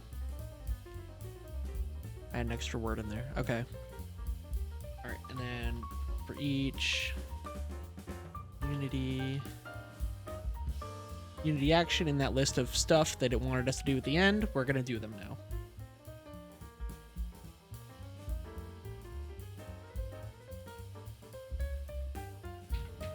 Basically saying, I don't know what kind of instructions you gave me to do, but whatever it is, that could be nothing. It could be 1,000 things.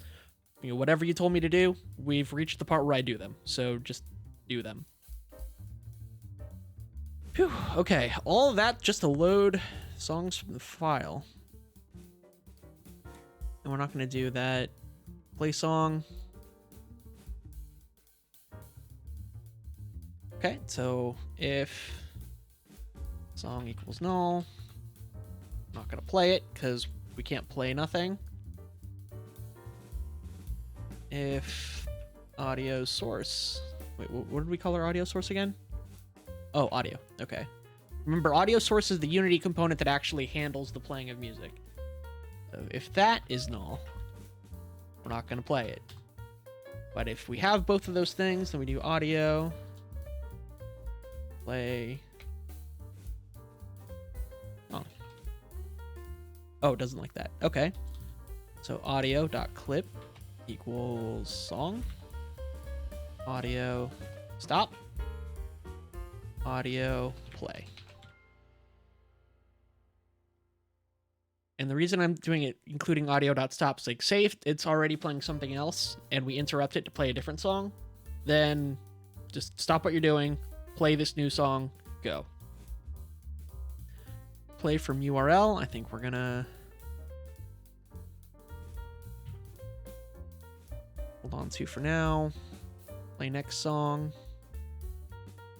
Hold on to for now. Mute and unmute.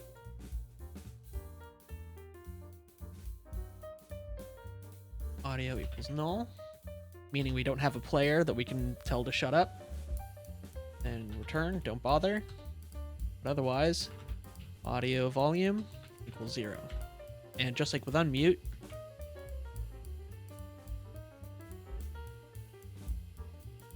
the volume slider goes from 0 to 1. And we can actually confirm that if we go to our music player. Here's its volume. Oh, it'll actually go all the way up to... Oh, that's pitch. Never mind. Yeah, volume is 0 to 1. 1 is maximum loud as it can, and then 0 is completely shut up.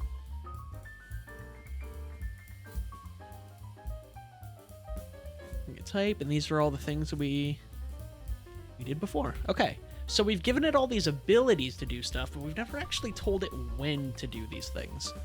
And kind of, since we're running way long and that loading of files took way longer than I anticipated, we're just gonna do kind of like a quick dirty proof of concept. So start is basically when the application starts. So what we're gonna do is we're going to get files from folder. Oh, but we don't have a folder. That's okay. We can just go into our settings and we can create a path that our folder will need to look at.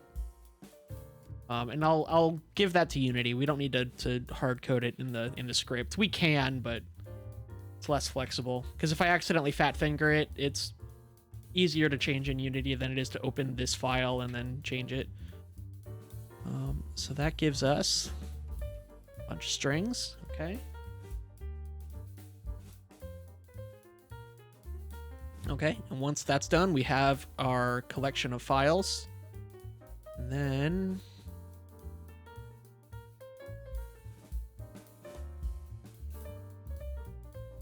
They're audio files, not audio clips yet.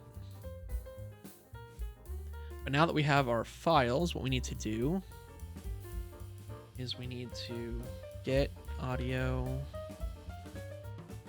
Remember, we've changed this so many times. Let's rename that to get from files. What was get? Where did we use get from file?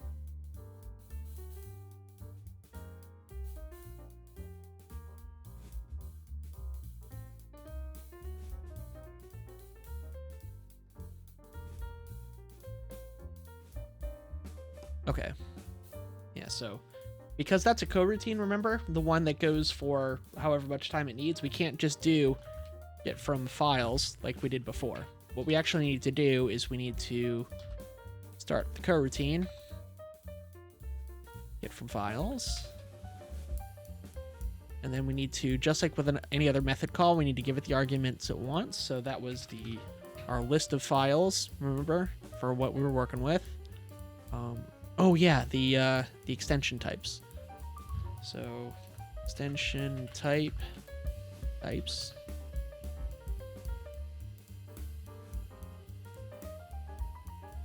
Just remember that. Oh, that was supposed to. Oops.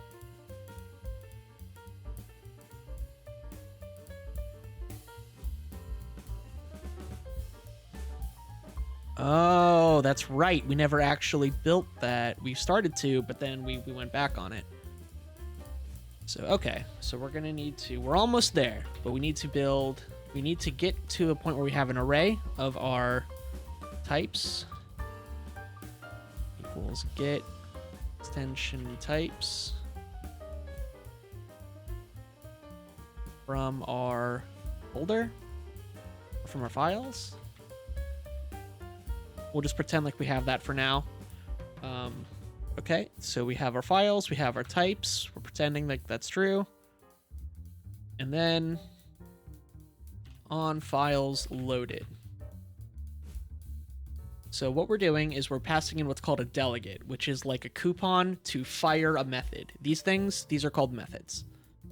So instead of doing the method in this line where we're telling it to invoke stuff, we're just giving it a coupon to do it later. Which, remember, is this is where we put coupons to do stuff later. So once it does its dark, evil work of finding all of our files, it's going to go through all of its coupons and it's going to redeem them. But that means that we need to have an actual on files loaded. So on files loaded, fire confetti, play music, guitar riff, whatever it is we decide to do.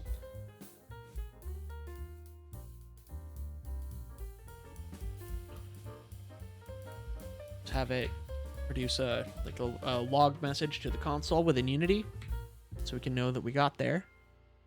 Last thing we need to do is, remember, we set a placeholder for this. We call it get extension types. Okay. And that took in our list of files.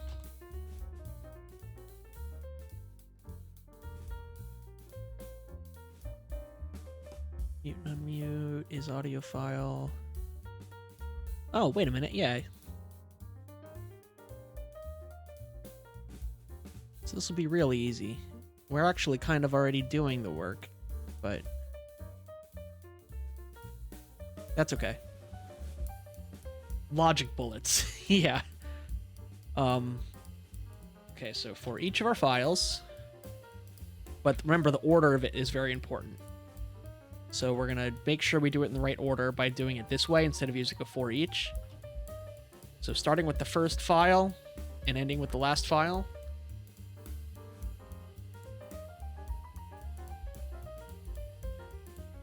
We're going to work through each of them and then pull out the extension and then build up our list.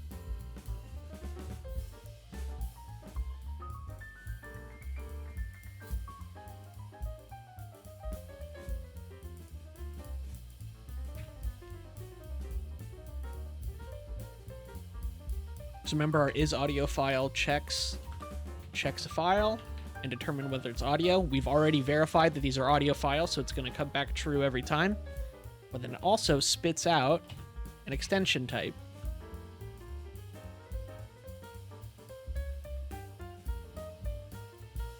And we're going to put that in T.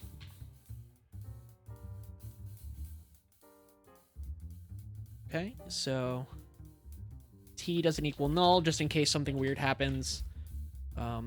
Type.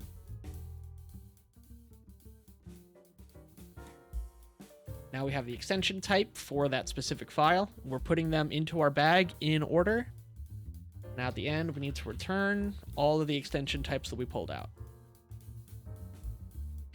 There we go. Oops. There we go.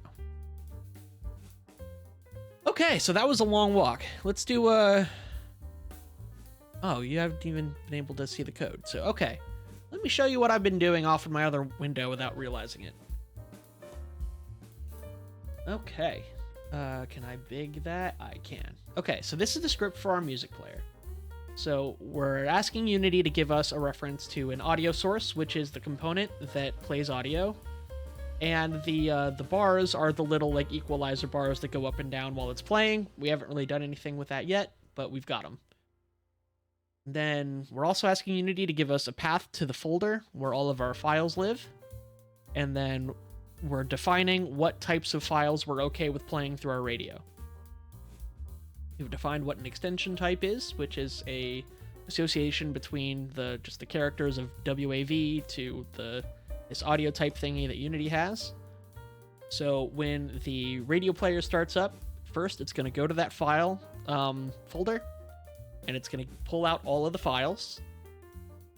And then it's going to make sure for it's going to check each one, and the ones that are actually songs are going to go into this files bag. And then this isn't actually audio sources yet. This is just strings for the actual like file paths of where they live specifically. But we know that they are the file paths for songs. Then we do another pass to check which of those files are of what type. So maybe this one's an MP3, that one's a WAV, so on and so forth. So now we have two bags. One of them that has a bag of files, and the other one that's a bag of what types of audio those files are. They're both in the proper order, and they both line up. And the last thing we need to do is start the coroutine to where one by one we go through each of those boxes, and then we convert them into what's called an audio clip, which is the thing that Unity needs in order to play music. So it's going to do its process through that coroutine. Blah, blah, blah, blah, blah. Oh, wait, no. The coroutine is down here, yeah. Doop, doop, doop, doop, doop. It's going to do it 1 time or 100 times or 1 billion times, who knows. Then once it's done, it's going to invoke the coupon that we're asking for up here and say, like, hey, what should I do once I'm done parsing through all these audio files? We go up back to the top. We actually handed it a coupon that said, hey, when you're done with all these audio files, do this thing. And that thing is right here. And all we're doing is we're having it spit out that it's loaded files successfully. And let's even maybe go one farther. Because we know that once they're loaded, they're going to go to this loaded local songs bag that we're keeping privately. And we'll say, like, okay, how many songs are in there? So if everything worked, we'll get files loaded successfully, and then loaded plus however many songs are in the folder. It is very, very much Danganronpa logic bullets. You're right, Freesia. I'm sorry that I did so much of that off camera. I didn't realize that my I just saw that my Visual Studio opened up and I just started coding. I didn't think about what window I was in or what monitor I was on. Okay, so I tried to play it and it gave us errors. Why is that? Because we didn't give it any of the stuff that we were asking for. So now there's my special radio folder. Oh, but it's got a space in it. It's not gonna like that. It'll probably figure it out. I'm not risking it. There, I changed it. Okay. Now we need to tell it what extensions that we're willing to work with. Let's work with waves. I don't even know what's in there anymore. It's been so long. MP3s. Char MP3. Really? MP3 isn't on the... Is that what an MPEG is? I don't know. Let's try it. And AAC. These were the ones that we were hypothetically... Oh, it's ACC, not AAC? Whatever. Okay. It's the first programming stream. It doesn't have to be perfect. Just practice. Yeah. At the same time, I want it to make sense. Files loaded successfully, so we made it to the end, but we loaded 0. That's not good. Why not? Okay, so now let's go back to our code because we didn't get any files. Let's do another log statement. Let's put a bunch of these throughout the process. So at the beginning, let's say, how many audio files did we find?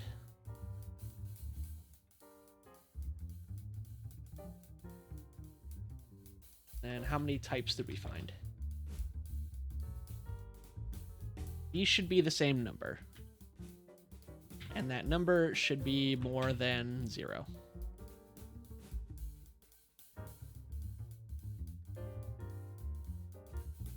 And that number is 0. Okay, so we've isolated our problem to somewhere in here. Pretty sure the problem is going to be with the files part.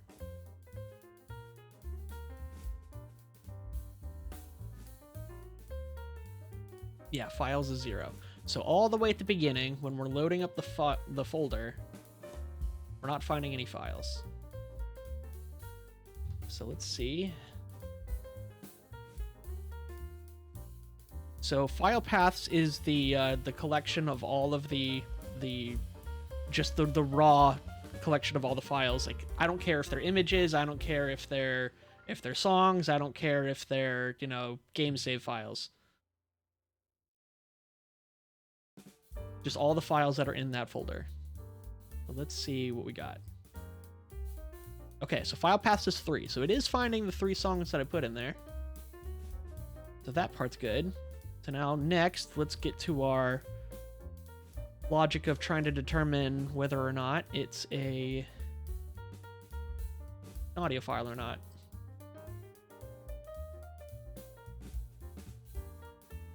Do audio file.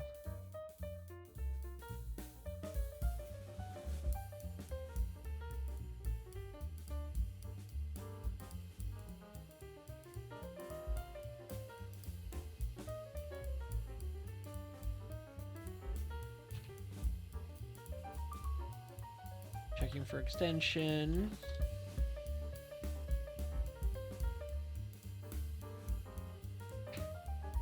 Okay, so if we get down to this part, we know that it's passed all of the easy checks, and now it's just trying to determine what type of file it is. And then if it makes it here, that means that it fell out, meaning that it didn't pass the check for, like, oh, it's maybe an audio file, but it's not one that I'm allowed to use. Extension plus is not allowed. Sorry. Okay. So we've included that now. We should get a bunch of those, or 3 of those anyway. Okay, checking for extension wave. Wave is not allowed, sorry. Okay, so all 3 of those are waves, but it's not finding waves.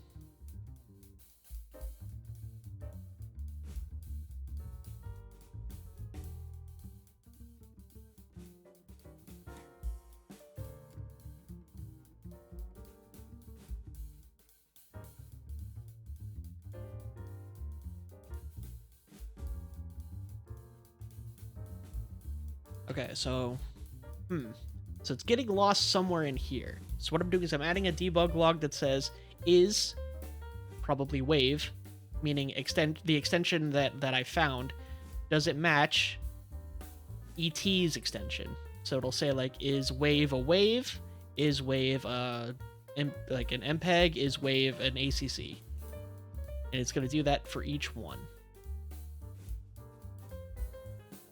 Guessing is happening is we probably have like a space in there somewhere, or we have like a caps mismatch.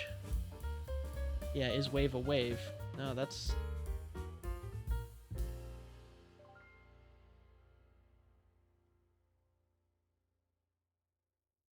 Huh. That's just, it's not saying that things that are equivalent are not equivalent.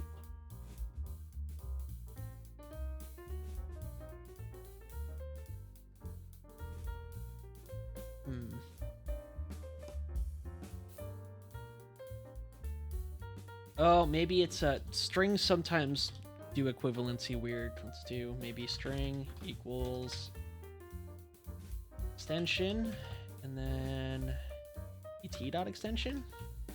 Yeah, because string has its own version of equals. Technically, like, because that one we were using before is called object equals. It's saying like, are these the exact, like, pointing to a spot in memory, like, are these the exact same thing? It's like, well, no, they're two identical. It's like saying like, do these identical twins, or better yet, do these two clones of each other, are they the same person? And then object equals will say, well, no. That's kind of rude. They're each their own, like, yeah, sure, they're identical, but like, you know, they're their own sovereign entity. But string equals will say, yeah, they're both copies of the same thing. They're basically the same. So now let's go back to Unity. I bet that'll solve our problem. Yeah, files loaded 3. Nice. So now that we've found our bug and fixed it, we have the tedious work of taking all of these debugs back out, because we don't need them anymore.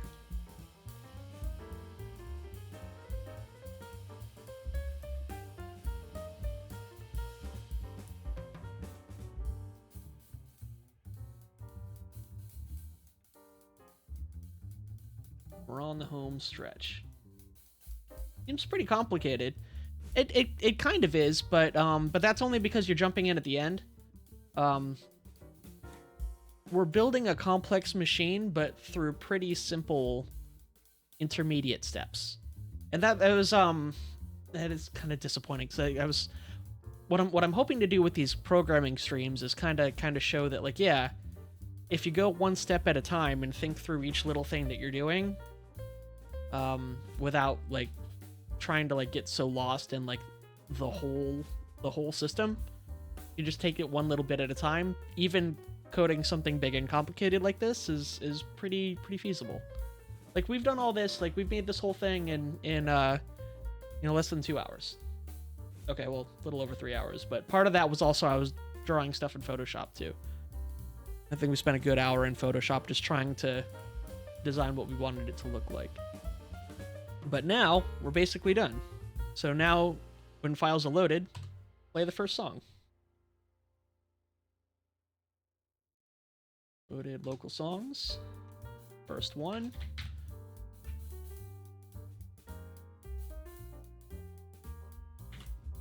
I'm so cocky, I'm not even going to test it in the editor. I'm going to build it to our real drift radio.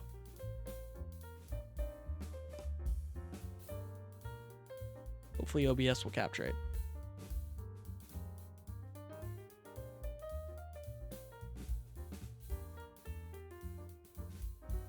It's playing.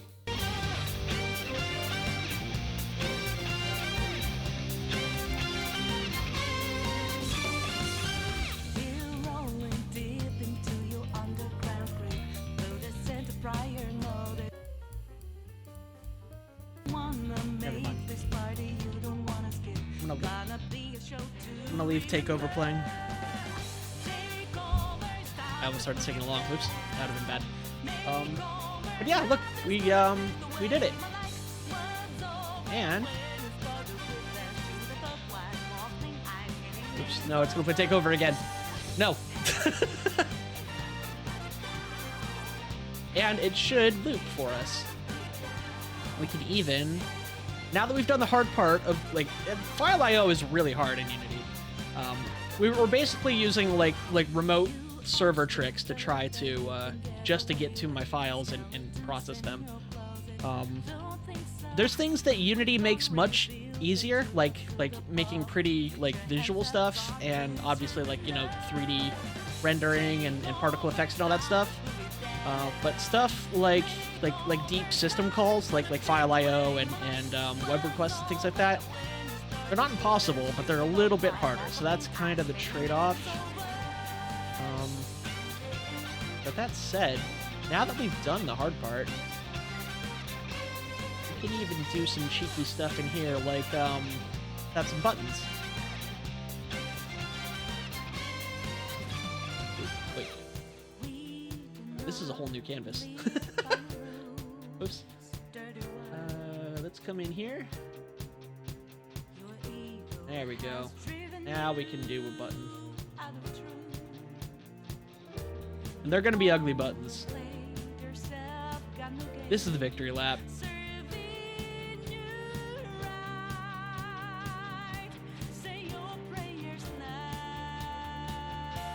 Got mute. Unmute. And next song.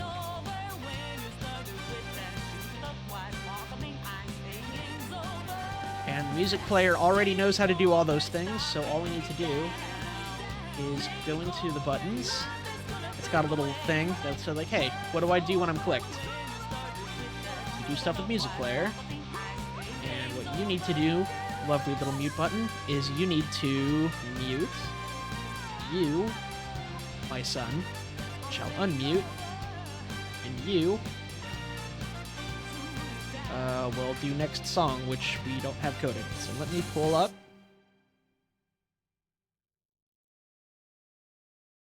We're gonna do... Oh, it's looping. There we go. Current song.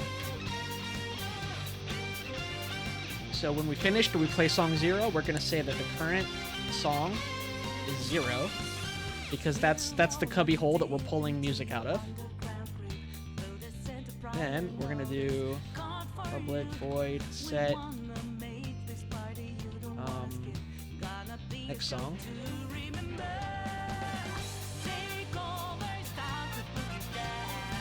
Actually, I think we already had that. Remember we were gonna make it random? Yeah. Let's pull that out.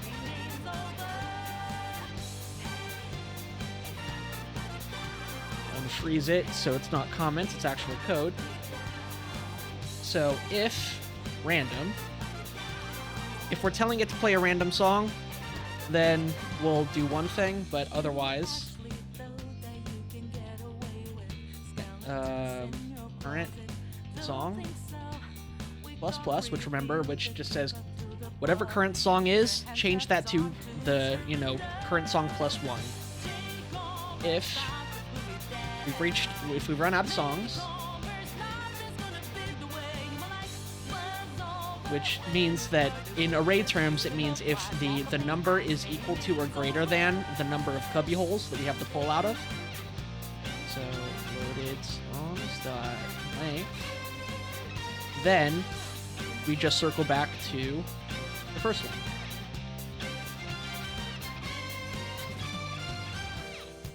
Okay, so here's what we're doing. So we have 5 boxes. Box 0, 1, 2, 3, and 4. Right now, we're playing Takeover, which is in box 0. Next song, if it's not random, it'll say play box 1. Okay, we have a box 1. Cool. And then we hit it again. Box 2, cool. Box 3, cool. Box 4 is cool. Box 5, so we don't have a box 5. 5 is the total number of boxes we have, but we don't have one labeled 5 anymore. So instead, we're going to circle back to current song equals 0, meaning we're going back to look at box 0. Does that make sense? then, so once we're done picking a box, we're gonna open it up and play what's in there. So play song, which we already know works. We can hear that it's working. Play song. Loaded local songs. Current song. But now what if it's random? Well, that's even easier. You just say current song equals the random class, which is built into Unity. Random range, so somewhere between 0 and loaded song's length. -1. So remember, the total number of boxes is 5, but the biggest number we can pull from is box number 4. So that's why we just take away 1. So that's how it calculates which box we pull from, but no matter what, whichever box we decide, we open up the box, we play what's inside. Simple. Way easier than all those other calls. So now, sweetie little button, you do that. Actually,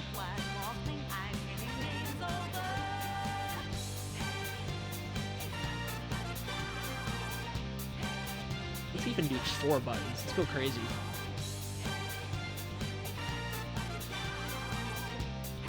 You can be... Actually, I'm gonna label these buttons. Remember, we're trying to do good habits. Mute. That's the mute button. And mute. Next song.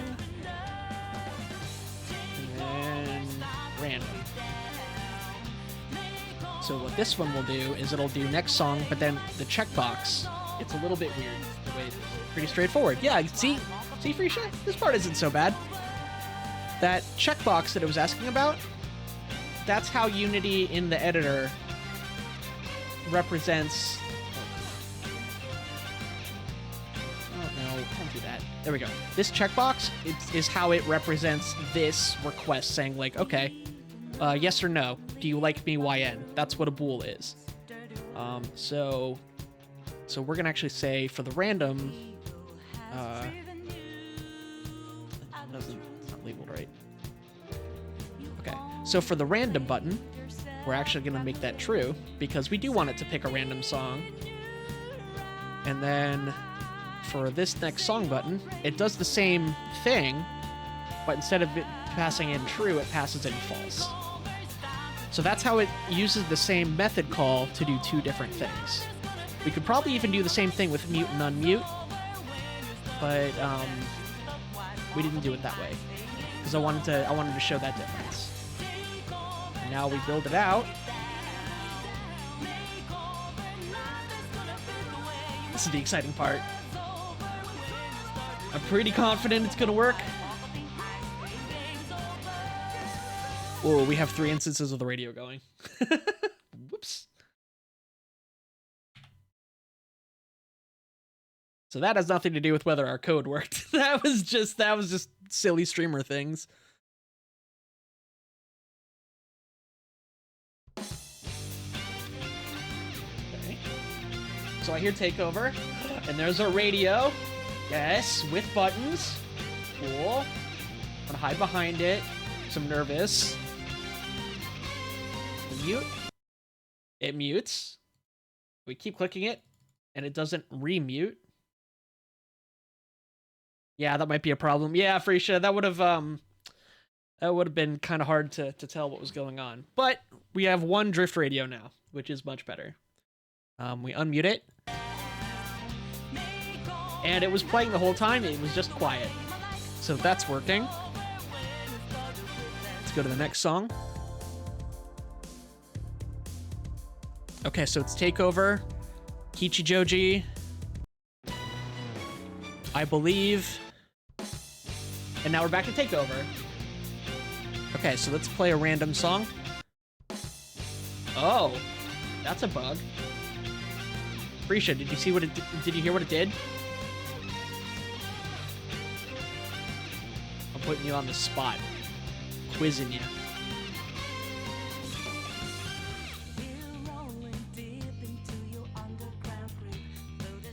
Sounds like it just went back to the start. Yes. But why did it do that when we hit random?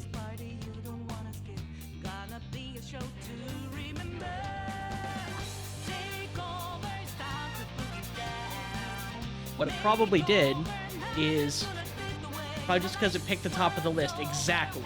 So we didn't, when we told it to pick a random number, we didn't do any checks to make sure it doesn't pick the same song.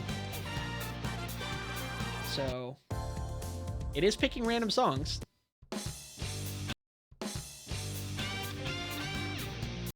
But we made it dumb. And it really likes Takeover for some reason. So we're going to modify the code. I don't want to listen to Takeover. We've been listening to it on loop for forever. Kichijoji is a banger. Let's go. How's the volume, by the way? I have it really quiet. A little bit.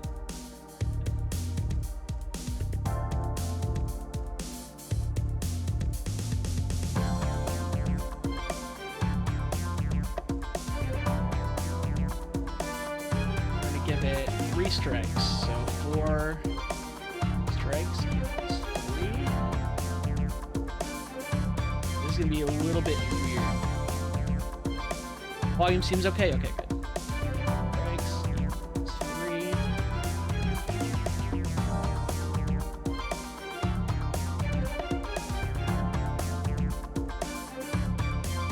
Strikes is greater than 0.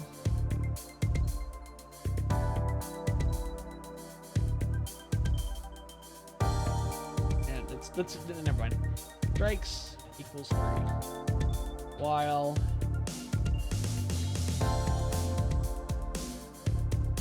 have it pick a random number, while current song equals, last song equals current song. We need to remember what was already playing, and then pick a new number, while current song equals last song. So if you decided to play Takeover again, strikes minus. And the strikes are basically to make sure that, the application doesn't hang forever. Like, if it picks the same song 100,000 bazillion squillion times, my computer will lock up while it's thinking about how hard it wants to listen to Takeover. So we don't want that. We're going to say, if you pick the same thing, you lose a strike. And if you pick the same thing 3 times, then fuck it, I guess we're listening to Takeover again. No big. And okay, so if you pick the same thing, then take away a strike. Remember what you picked last time, which is probably redundant, actually, because we're saying that... Okay, so basically it's like, okay, you picked the Takeover again. That's a strike. Try again. And then it'll loop back. What a while does is it loops back and says, like, okay, is this still true? Is current song still last song? Are we still gonna fucking listen to Takeover? All right, that's another strike. Try it again. And it'll go 3, 2, 1, 0.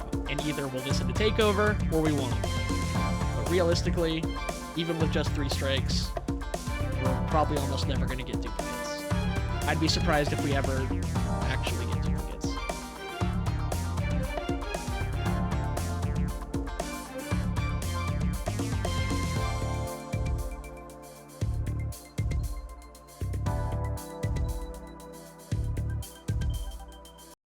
So that's going to go away. Let's build out a radio. I would have never thought to institute a 3-strike thing. Or random just picking the same number forever. Yeah, these are, I mean, I didn't have in my code any of that either. It was literally just because we hit the random button. See, look, there it is in the program. There it is on screen, the transparent background. But yeah, it was just through playing around with it in testing that, we saw that was a problem, and then we were able to think of a way to fix it. There's a million different ways to fix that. It's just that kind of like 3 strikes rule is one that I use in my projects a lot. So it works for me. It's really simple to do.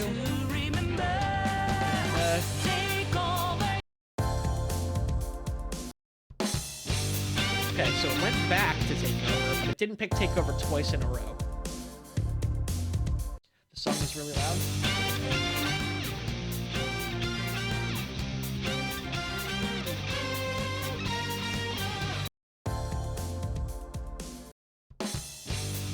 Okay, so it seems to only pick between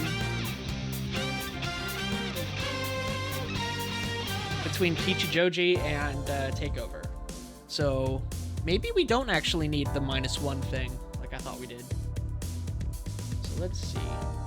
Random range. Oh, I misread it. It's max exclusive. So that means that if it's picking from 0, 1, 2, 3, 4, if 4 is the total numbers, I thought it was inclusive, meaning it would include 4 in the possible choices. But exclusive means that it cuts the end off.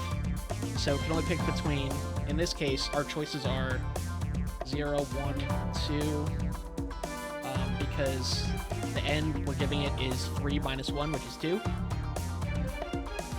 So with 2 exclusive, we can only pick between the first 2 songs. So I need to include the third one.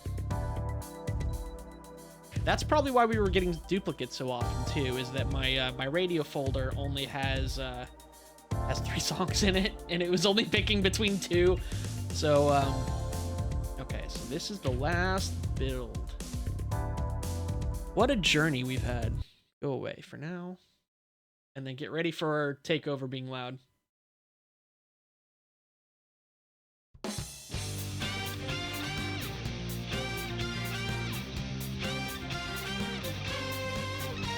That could affect the test. I could grab more songs. Let me do that, actually.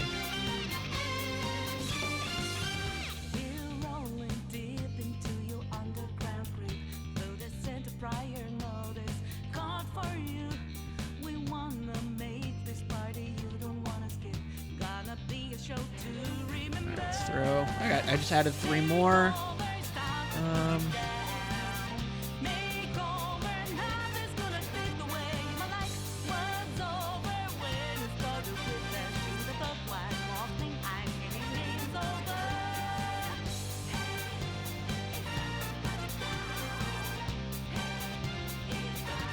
There's 3 more. Okay, so we have a total of 9 songs that we can pick from.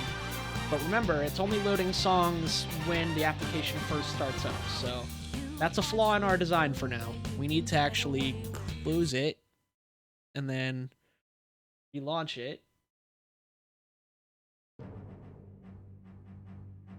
There we go.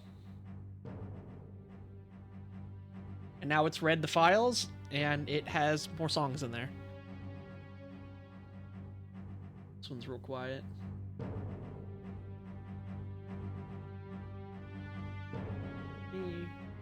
Listening to music.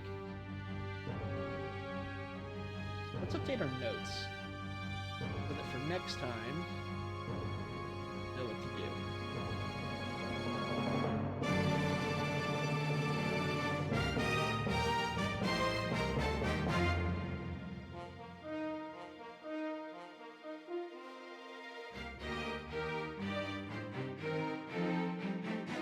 So read songs and play them, from folder, but not URL. So URL. We have a design. That's good. Toggle the lock aspect ratio. We're not really going to do that one anymore. But we need to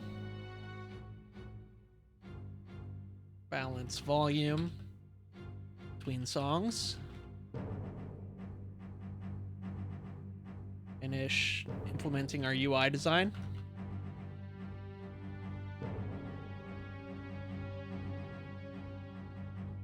Allow reload from files, and then the equalizer lines.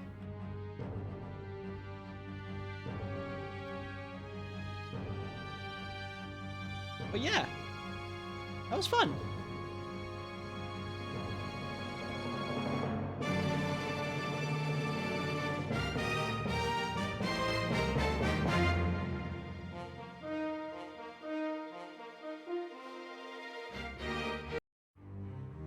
See what else we got.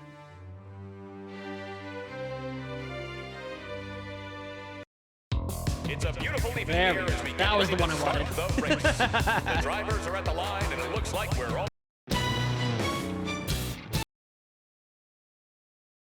Uh-oh. Did it break?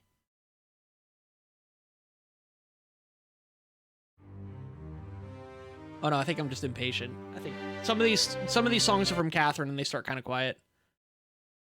That's why we need the equalizer lines to know if it's trying to play or not.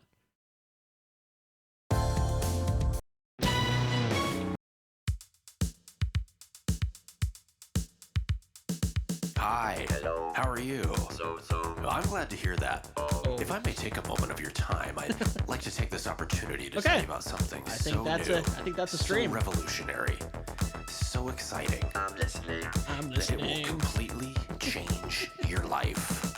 This is the perfect product by Now, I know what Tupperware you're Remix thinking. Party or Trust me, Twerp, I and get it it. fucking slaps. They're great. So I'm gonna cut right to the chase. If you respect high quality, if you expect only the best, The then folks, let's get right down to business. Let's just jam out to Twerp If you while enjoy while we having pick fun, another if you like guarantees, only the I best. proudly present to you the perfect product. It's perfect for you. Perfect for your family. It's perfect for your friends. A product you can trust. You can totally rely on. A product you can believe in. Just enjoy your Twerp time stream with safe? it. I'm pretty It's sure. a product you can love. I'll fall on that sword if it's You not. like. I know that you're gonna like this product. So if you don't mind, I'd like to go into further detail and give you some more information. Because we really want you to feel comfortable with all your product-related decisions. Oh, I was Now, gonna a rate couple by questions. Would you classify yourself as top-notch? Do you like being the talk of the town? Let's say you get excited about great value. Then boy, do I have exciting news for you. Well, stand by, because I'm about to rate a tell you Wild the Hearts. secret to unlocking a lifetime of satisfaction. Let's see if Maisie's. The perfect product. It's perfect for you. Perfect for your family. It's perfect for your friends. The perfect product. The perfect product. It's made for me. The perfect product. Gotta have it. Really need it. Lifetime warranty. The perfect product. Man, the Wild Hearts Catherine is popping off. Holy shit. Delicious honey bun. Perfect. Getting into chapter 2. Just have fun with it.